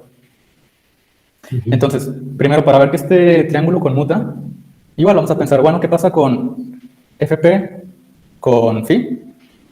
Asocio para tener a considerar a F con P phi. Y P phi, recuerden de la construcción de phi, es lo mismo que P' con beta. Entonces aquí tenemos F, P' beta. Pero si se acuerdan, ya hemos probado acá arribita que F P' beta es lo mismo que alfa. Entonces aquí lo pongo directo con alfa y ya tengo que con vale alfa. Entonces nada más me falta ver que esto conmuta, o sea que psi, o sea la composición de psi y phi es beta. Entonces para esto voy a considerar otra, como hace rato, la misma técnica. Voy a pensar en dos diagramas y voy a ver qué hacen factorizar al mismo diagrama los morfismos beta y psi con phi para ver por la propiedad universal del pullback que deben ser iguales. Entonces, ¿qué diagramas van a hacer? Van a hacer el diagrama del pullback de X con ese Y. Aquí en los extremos voy a poner a PBI' beta y QBI' beta, en ambos casos, y pongo esto aquí. Si se fijan, este diagrama de la derecha, pues va a conmutar por construcción, porque pues aquí tienes Q' y beta, que es lo mismo que Q' y beta. Similarmente aquí P' y beta es lo mismo que PBI' beta. Entonces el interesante es esta parte de aquí. Entonces, por ejemplo, en esta parte tenemos PBI' beta, que es lo mismo que P con phi. Este P con phi, ¿de dónde sale? De aquí. Este PBI' beta es lo mismo que P con phi. Y luego cambio el P por PBI' psi. O sea, me fijo otra vez en mi diagrama donde aparece el psi, que estaba, me fui muy arriba, aquí. Entonces P es lo mismo que PBI' con psi. Ok, entonces este P lo cambié por PBI' psi. Vuelvo a asociar de regreso el psi con phi. Y ya me queda que sí, que si yo me voy con P' y beta, es lo mismo que irme con PBI' y luego con psi y phi. Este sí es similar del otro lado. Similarmente, con este va a ser lo mismo que este. Entonces de ahí ahora, otra vez, la propiedad universal, concluyo que este es igual. Entonces, por lo tanto, tenemos que este diagrama es conmutativo. Porque nada, le faltaba probar que este triángulo conmuta. Ahora, si se acuerdan, este phi que lo construimos era único, pero era único aquí. Eso no necesariamente implicaría que fuese único, el único que cumple estas condiciones. Les falta probar la unicidad aquí. Pero, o sea, eso va a ser directo. Si tú piensas que hay otro que te hace conmutar este diagrama, un phi', puedes ver que hace conmutar al diagrama, a este diagramita. Y entonces otra vez tienen que ser únicos. ¿Ok? Y pues ya, eso satisface, con eso ya podemos concluir que nuestro diagrama, ¿dónde está este? Ajá. Y entonces ya, como dice, si existe un único que me hace conmutar todo esto, puedo concluir que este es un pullback. Ahora, ajá, este de aquí, más para que se vea bien, cómo que es un caso particular del otro.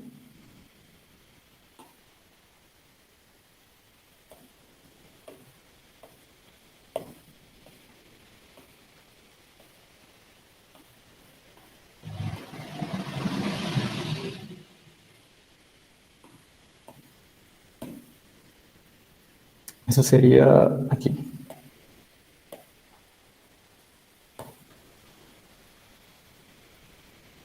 Aquí tengo que estar, me equivoqué. Este es F con P.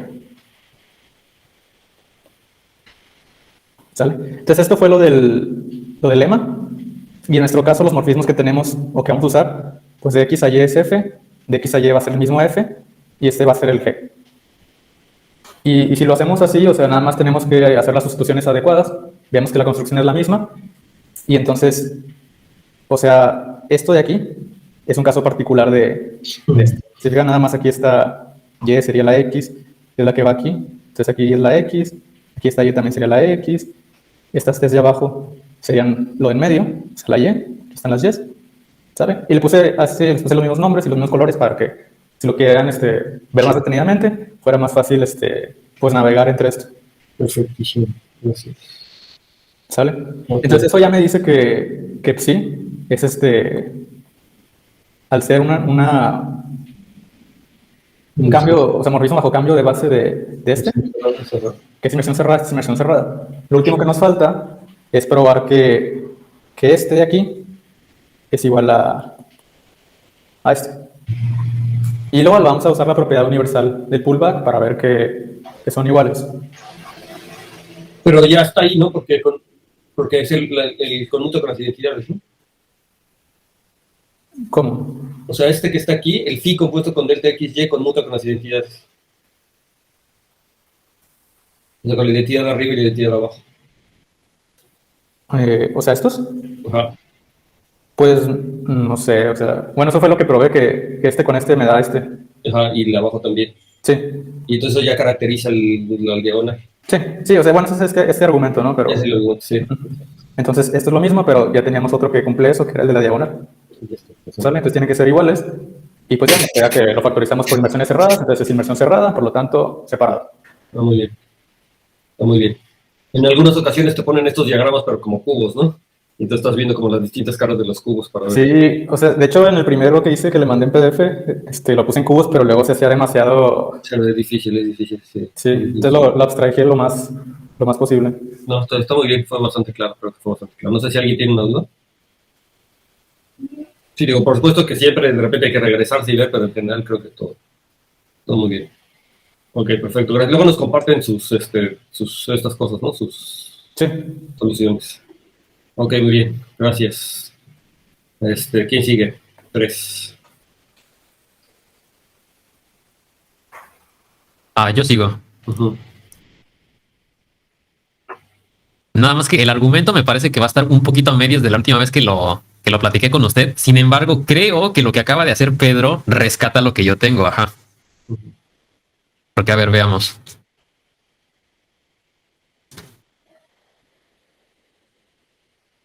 A ver, ¿ya se ve? Ya. Ok. Bueno, a mí lo que me tocó fue ver que los morfismos separados son estables bajo cambio de base. Entonces, para eso damos un morfismo de esquemas F que va de X a Y, le pedimos que sea separado y me considero cualquier otro morfismo de un esquema Y, de un esquema T al Y, o sea, de manera que T es un Y esquema. Entonces, lo que queremos ver es que el morfismo diagonal asociado a hacer el cambio de base, es decir, el morfismo que va de hacer el producto fibrado de X con T sobre Y hacia sí mismo, consigo mismo, pero sobre T, queremos ver que este cuate resulta ser una inversión cerrada. Y entonces la idea es más o menos lo que estaba haciendo Pedro, aprovecharnos del hecho de que sabemos que las inversiones cerradas son estables bajo cambio de base. Entonces debo de involucrar a mi primer morfismo diagonal con mi segundo morfismo diagonal en un diagrama de estos cartesiano. Y ya con eso estaríamos acabando. Entonces, es lo que yo tengo. Por la derecha tenemos el morfismo diagonal original, que yo ya sé que es una inversión cerrada. En el de la izquierda es el que queremos ver, que es una inversión cerrada también. Entonces yo lo que quiero ver es que existen morfismos horizontales, lo pongo en azul, horizontales, tal que este diagrama es un diagrama cartesiano. Entonces creo que la notación era esta. Entonces esto es lo que queremos. Y bueno, mi intento, y a ver si se rescata, pero bueno, me parece que sí, sí. Entonces, para eso lo que hacemos es, voy a considerar la primera proyección del producto fibrado de X con T sobre Y hacia X, la llamo P, y entonces lo que voy a hacer es, ignoremos lo que está aquí de momento. Entonces, yo lo que quiero hacer es, a ver, ¿dónde está? En de la inversión cerrada, en la que tengo acá arriba, me voy a considerar el contradominio, y de aquí el morfismo proyección, el P, me va a inducir un morfismo que va de este contradominio hacia el fibrado de X consigo mismo, pero sobre Y, de tal manera que tengo esta flecha horizontal y la vertical es la inmersión. Perdón, es la diagonal original, que ya sabemos que es inmersión cerrada. Entonces, de estas dos flechitas me considero su producto fibrado, que, bueno, es este cuate, no importa, no voy a leer esto porque es engorroso, pero lo que sí sabemos es que este diagrama, por cómo estamos construyendo las cosas, este diagrama, el que está en esta ecuación, sí es un diagrama cartesiano, pero por las propiedades de simplificación y asociatividad que le podemos hacer a este cuate, al final, haciendo las cuentitas, este que está en la esquina superior izquierda resulta ser precisamente el que estamos interesados, resulta ser el fibrado de X con T sobre Y. Entonces hago ese reemplazo y me queda precisamente el diagrama que estábamos buscando. Nada más que a través de ese proceso se pierde en principio la información de que el morfismo vertical que me está saliendo aquí realmente es la identidad que era realmente es la diagonal, que es con la que queremos ver que es inmersión cerrada. Y es aquí donde me da la impresión de... Entonces, bajar tantito para ver el diagrama de arriba. Sí, ajá.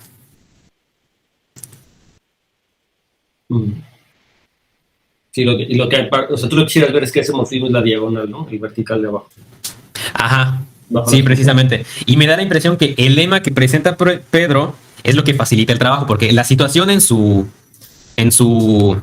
lema, la hipótesis a ver si lo noté bien, rescatando a lo que yo tengo puesto, sería la siguiente situación. Tengo mi morfismo T que va al esquema Y, y en la parte superior voy a poner el fibrado de X con T sobre Y, y también en la parte izquierda, X con Y sobre T. Y entonces, bueno, ahorita no tengo la conclusión que dice su lema, pero me da la impresión que aplicando el lema a esta situación, obtengo precisamente el que yo busco aquí abajito.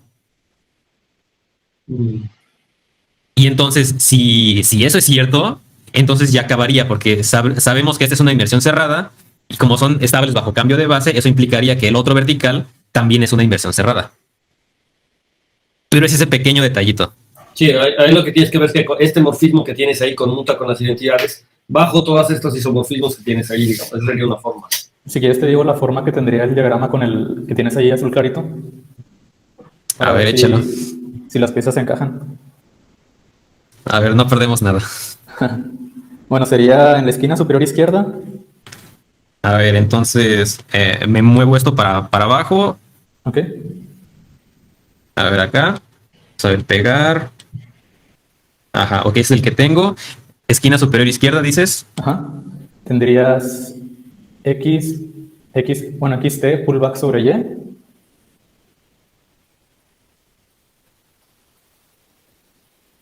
Y luego todo eso, pullback sobre T. Con otra vez lo mismo de la primera parte. Ajá. Y luego el morfismo para la derecha sería el mismo, pero en vez de sobre T, sería sobre Y. Ah, ok. O sea, entonces van a ver. Ajá, entonces nada más, ajá, lo del medio, ok. Ajá. Y luego las flechas para abajo serían la diagonal de T. Entonces la izquierda, ¿cómo sería? Pues es nada más T solita. Ajá, el T. Y luego pues el diagonal es T por YT.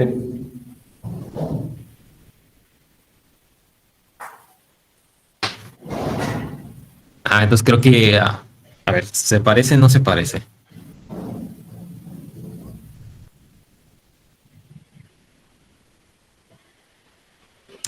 Casi. Es que queremos que la X sea la T, ¿no? Ajá. O sea, a lo mejor es un otro diagrama, en vez de la T sería la X. Abajo, ¿no? Jessica, Sí, sí, sí. la T por la X. Ujú. Uh-huh. ¿Y tienes morfismo de X a Y? Ajá, el de X a Y sería el F con el que iniciamos, ajá.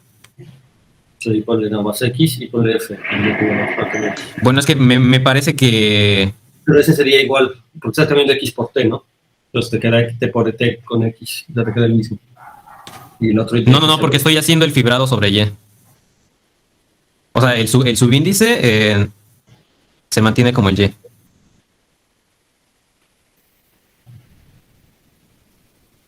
Pero...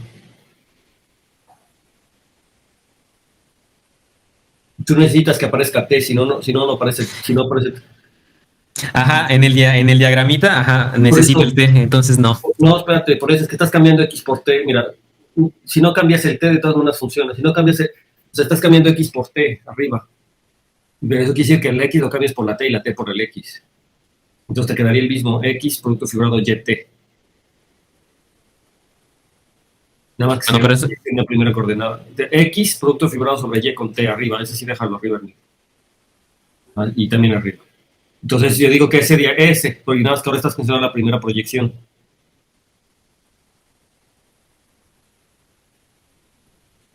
Y entonces, si tú haces eso, si aplicas eso para este lema, entonces debería quedar el producto fibrado. Pues te va a quedar el producto fibrado sobre X. Edgar, la diagonal que estás usando arriba, ¿cuál es? ¿Cuál? ¿Cuál? ¿Esa de aquí? Es la primera proyección. No, la diagonal de... la que tiene que ver con X, que pusiste un poquito más arriba. Es X. Ese creo que a lo mejor si ese diagrama lo transpones, a lo mejor se vería más fácil. O sea, porque la columna derecha es la diagonal como la que como que nos deberíamos basar para deducir los otros.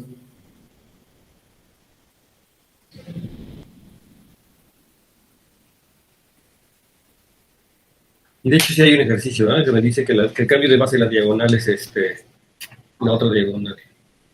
Pero eso debería de... A lo mejor te estás complicando mucho más de lo que deberías, pero no lo sé porque yo no lo he intentado, pero se me hace que a lo mejor ya nada más para demostrar que esa es la diagonal, lo único que tienes que ver es eso que te digo, que ver las identidades y ver que conmuta con las identidades. Ajá. Y claramente, bueno, las identidades lo vas a ver vía todos los isomorfismos que tienes ahí arriba.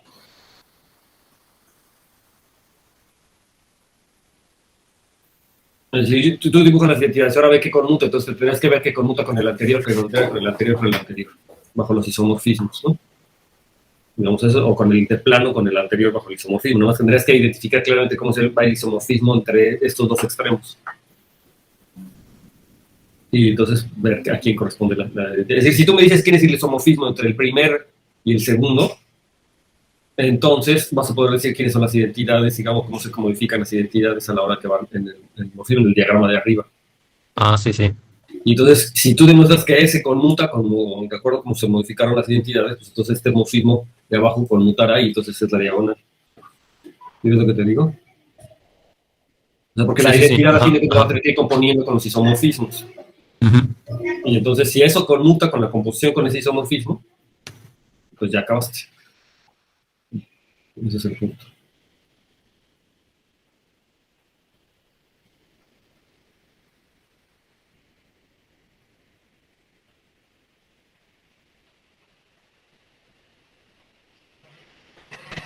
Ahora, los isomorfismos de ahí que tienes ahí son isomorfismos canónicos todos, entonces todos los puedes Sí, eso sí, describir ajá.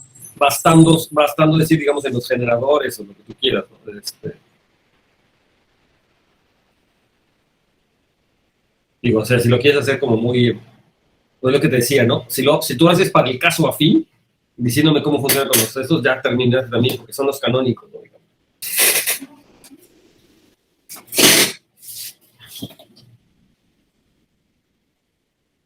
Pero bueno, también te puedes aventar todos los diagramas, ¿no? Y verlo con los diagramas así en grande. Ajá, sí, eso estaba pensando hacer, pero desde que lo platiqué con usted de ahí no encontré el tiempo. Bueno, pues está bien. Entonces ahí nos debes eso. A ver si ya para que no lo expongas, pero que sí nos mandes la solución, ¿no? Sí. Ok. Y ok, ¿quién seguía?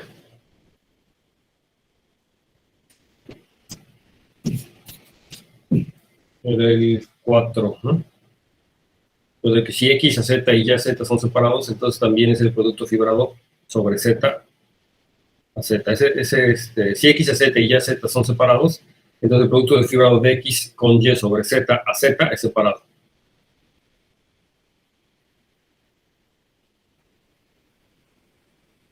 Pues eso es muy fácil, ¿no? Es inmediato. Porque la composición de funciones separados es separado, lo que ya hicieron, ¿no? O sea, lo primero que... ¿A quién le tocaba? Creo que quién había dicho que lo iba a hacer. El 4, lo apunté yo, pero no me acuerdo quién es. Ahorita les digo. El 4 le tocaba a Diego. Ah, yo hice el siguiente, profe.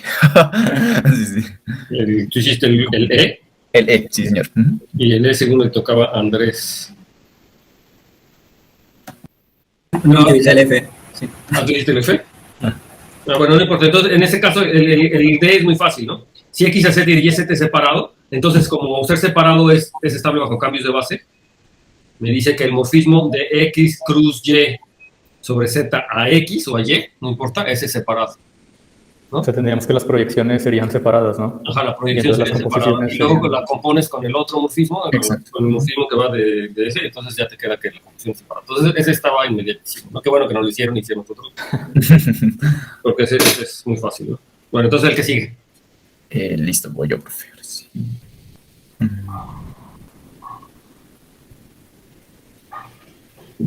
Listo, no sé si están viendo ya mi tablero. Ya. Listo. Bueno, entonces este es el ejercicio que hice, el E. Entonces se trata de probar que si yo tengo dos morfismos, uno entre el esquema X y el esquema Y llamado F y otro entre el esquema Y y el esquema Z llamado G, tal es que su composición es separada, entonces el primero debe ser separado. Entonces, lo que vamos a probar es que el primer morfismo es separado, resulta ser separado.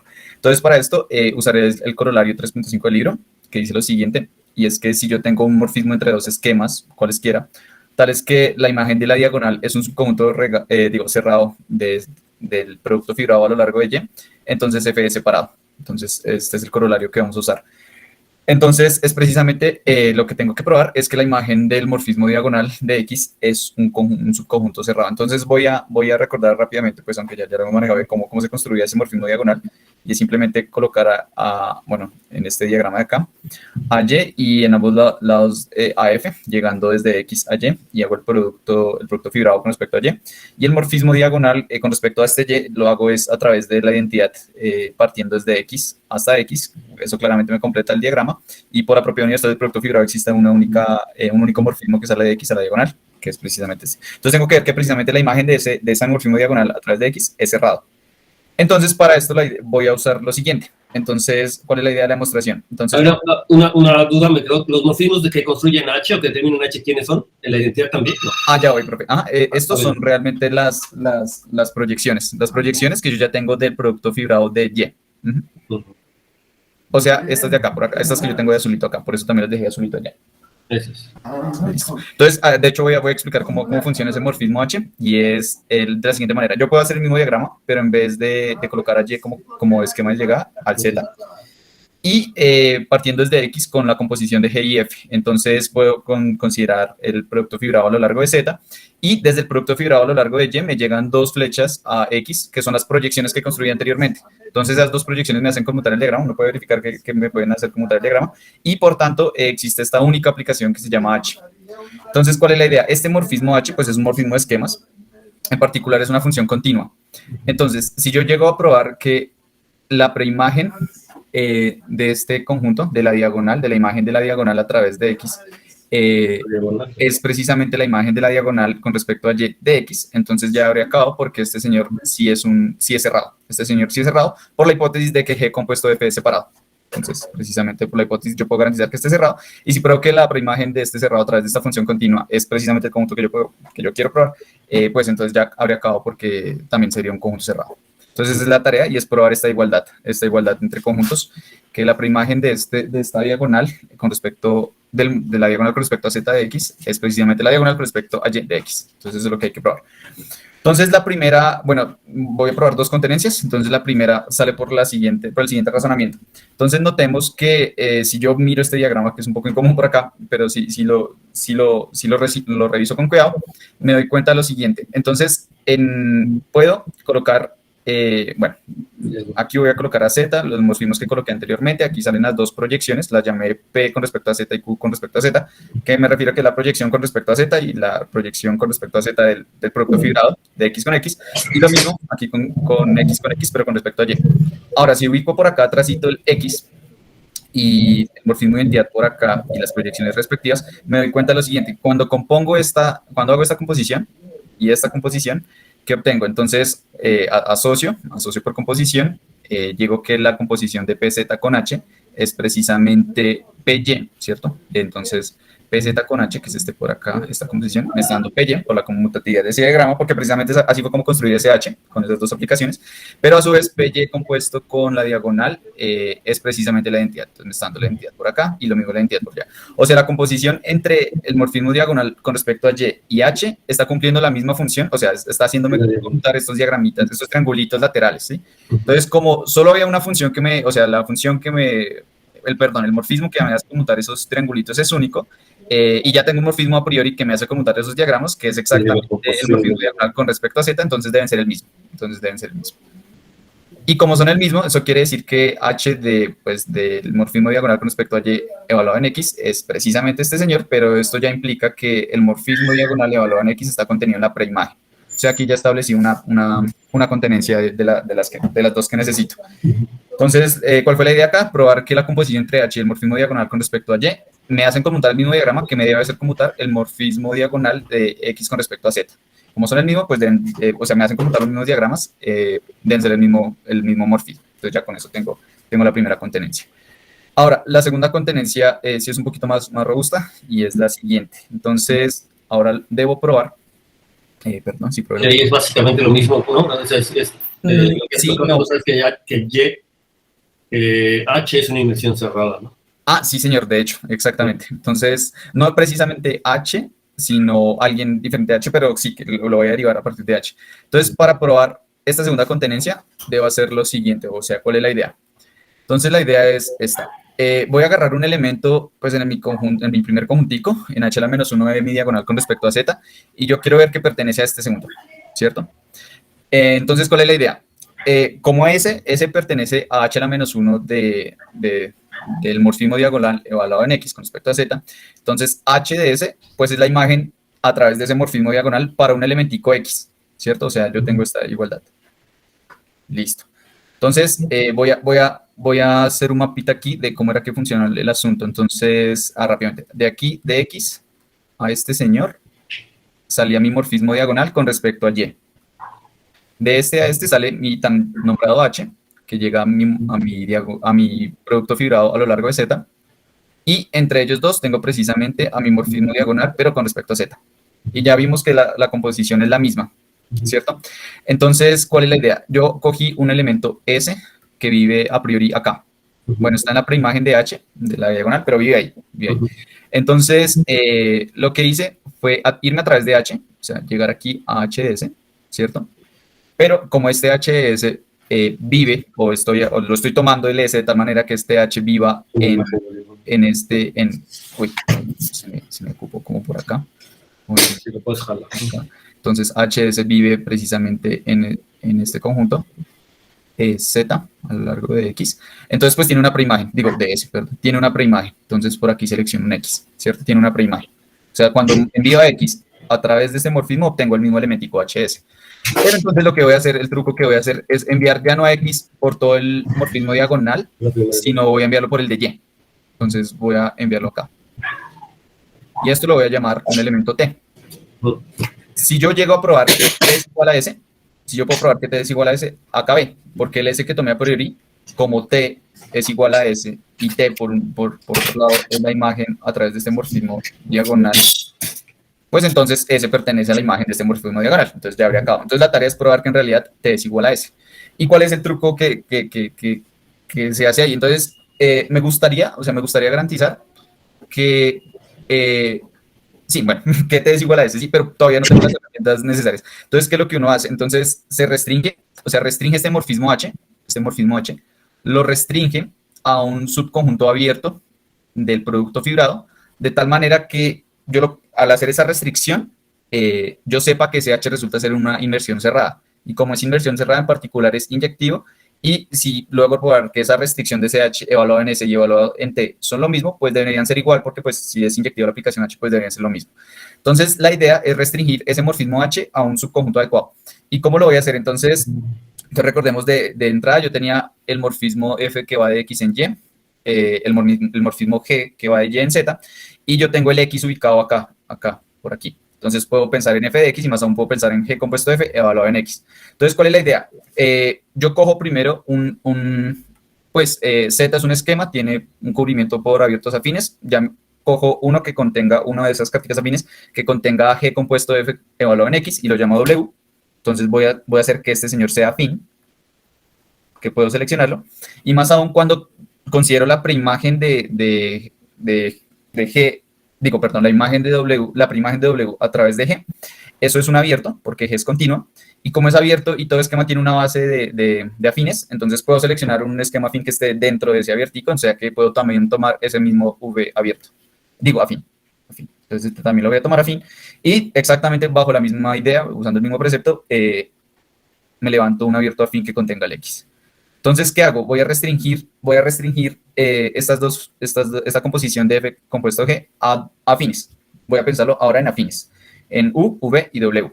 Entonces, ya cuando cojo esos tres abiertos afines que se comportan bien porque quiero el abierto U, V y W afines tales que la imagen de uno en cadenita quede dentro del otro, entonces puedo ahora hacer el mismo análisis que hicimos anteriormente, pero a nivel local. Entonces, ¿qué hago? A nivel local. Entonces, a nivel local, lo que hago es construirme estos dos señores. entonces puedo construir el producto fibrado. Entonces, voy a repetir un poquito como la idea. Todavía no se fíen, por favor, en este diagrama por acá. Por ahí escuché una preguntilla. Pero bueno, Entonces, por ahora no se fíen en el diagrama maluquito que tengo ahí, pero es simplemente la idea es que ahora nos vamos a restringir acá. Entonces, yo puedo hacer exactamente lo mismo porque de U en V tengo F restringido a U, ¿cierto?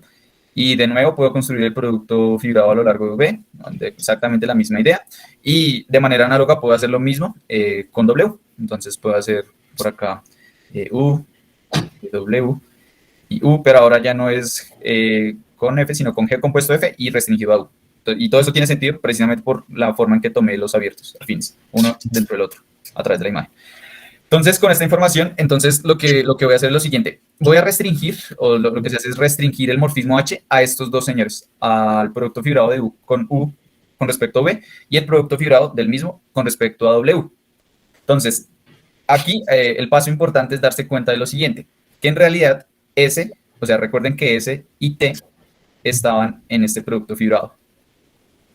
Entonces, la idea es probar que S y T en realidad están acá, en este abierto afín. Recordemos que uno puede hacer un cubrimiento de este señor a través de productos fibrados pues, de manera adecuada. Entonces, uno puede probar que este S y este T pertenecen realmente a U, el producto fibrado de U con respecto a V. ¿Y uno cómo lo hace? A través de las proyecciones. Entonces, como les digo, S y T viven por acá, en realidad viven por acá, están metidos en este objeto. Y lo idóneo es probar que cada vez que proyecto y que llego acá a X, en realidad no caigo en X, sino en U. O sea, que puedo caer en U. Entonces, bueno, digamos, por tiempo ya no explico cómo es, pero es simplemente jugar con el diagrama, no es difícil. Y uno puede concluir que S y T, que tanto S como T, en realidad viven en este abiertico U, producto fibrado con U con respecto a V. Y más aún, nos damos cuenta de lo siguiente. Entonces, me voy a volver un segundito, qué pena, si de repente soy un poco desordenado. Me voy a volver acá, y es perdón. Por acá. Entonces, recordar este hecho. Entonces, ¿qué pasa si evalúo H en S? Si evalúo H en S, es lo mismo que evaluar, esto es lo mismo, perdón, por la pura definición de este T, es lo mismo que hacer en... ¿Dónde dejé estos? No creo que está por acá atrás. Por acá, sí, perdón, ya. Acá. Entonces, HS, HS, voy a hacer por acá, es lo mismo que este señor. Listo. Pero esto es exactamente lo mismo que H compuesto este morfismo, por la conmutatividad de la que hablé en un principio, ¿cierto? Pero esto es lo mismo que H evaluado en este señor, es decir, que esto es lo mismo que H evaluado en T. O sea, H de S es lo mismo que H de T, y pues más aún eso se preserva en la restricción que yo haga por acá. Entonces, ya para concluir, ¿qué tengo? Que H restringido a este señor de S es lo mismo que H restringido a este señor de T. Y yo quisiera saber si este morfismo es inyectivo para así poder concluir que S es igual a T. Si yo sé que H restringido a ese señor es inyectivo, a ese abierto es inyectivo, ya acabo. Entonces, la pregunta es ¿por qué este resulta ser inyectivo? Entonces, ¿por qué es inyectivo? Entonces, la razón por la cual este es inyectivo es que precisamente por esto es adecuado la elección del U y el V. El U, el V y el W son afines. Y como son afines, yo puedo irme a la categoría de anillos conmutativos y ver qué es lo que está pasando. Entonces, de repente yo tenía aquí U, V y aquí W. Y puedo escribir esto en términos de, bueno, F, G. Entonces, puedo asociarles de una vez sus anillos. Les voy a llamar de una vez A, B y C.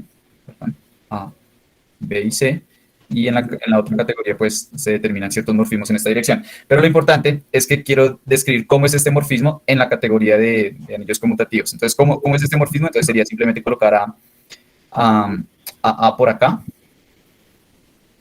a B por acá, ¿cierto? De nuevo A por acá. Y después voy a colocar el producto tensorial de ellos dos a lo largo de B, ¿cierto? Y después lo que se hace es ahora colocar el producto tensorial a lo largo de estos dos señores. Y aquí pues ya tenemos las dos flechas canónicas que son precisamente las inducidas y por ende sale una única flecha, pero yo sé cómo es esa única flecha. O sea, esta flecha acá es la que viene a hacer este H inducido.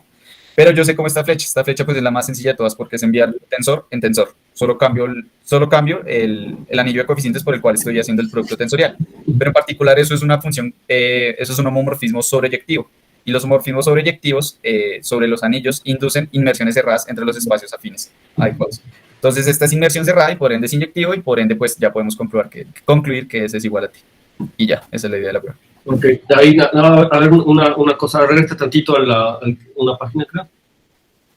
Lo que está bien lo que hiciste, pero a lo mejor diste mucha vuelta, posiblemente. Porque cuando tienes el diagrama rojo ahí arriba y donde tienes el S y tienes el T, ¿no? Que tú quieres ver que son iguales. Entonces, fíjate, ¿qué pasa si ese yo lo mando a la proyección a X sobre Y a las dos proyecciones? Pues me da dos términos que son iguales, ¿no? A S lo envío o lo proyecto. A la proyección a X y a la proyección a X. La proyección a la primera coordenada y la proyección a la primera coordenada. Estás obteniendo el mismo elemento X en X. O sea, S mándalo a la proyección en X. O sea, S está en el producto fibrado. Sí, señor. Y mándalo a la proyección a X. Es decir, tengo aquí. Perdón. Así. Aquí X, aquí X. Se lo estás mandando al mismo. ¿Va? ¿Por qué, profe? Bueno, tienes que ver que va a dar al mismo. Ese es el lío, sí. O sea, lo que sí sé es que quien me va a dar proyectar el mismo es la imagen de T. Incluso a T, porque T sí está en el morfismo diagonal. T sí es imagen de ese morfismo diagonal. Pero el S, de pronto usando más bien este señor, creo que podría concluir que eran lo mismo. Que era el mismo, sí, a lo mejor. Ándale, bueno, sí es eso, es lo que creo. Si tú logras ver que ese S va a dar la misma proyección a X y a Y, entonces ya existiría uno en la diagonal ahí atrás, ¿no?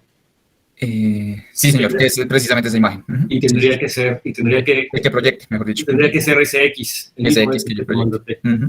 Sí, señor, de hecho, sí. Eso. Tocaría revisar eso, pero sí.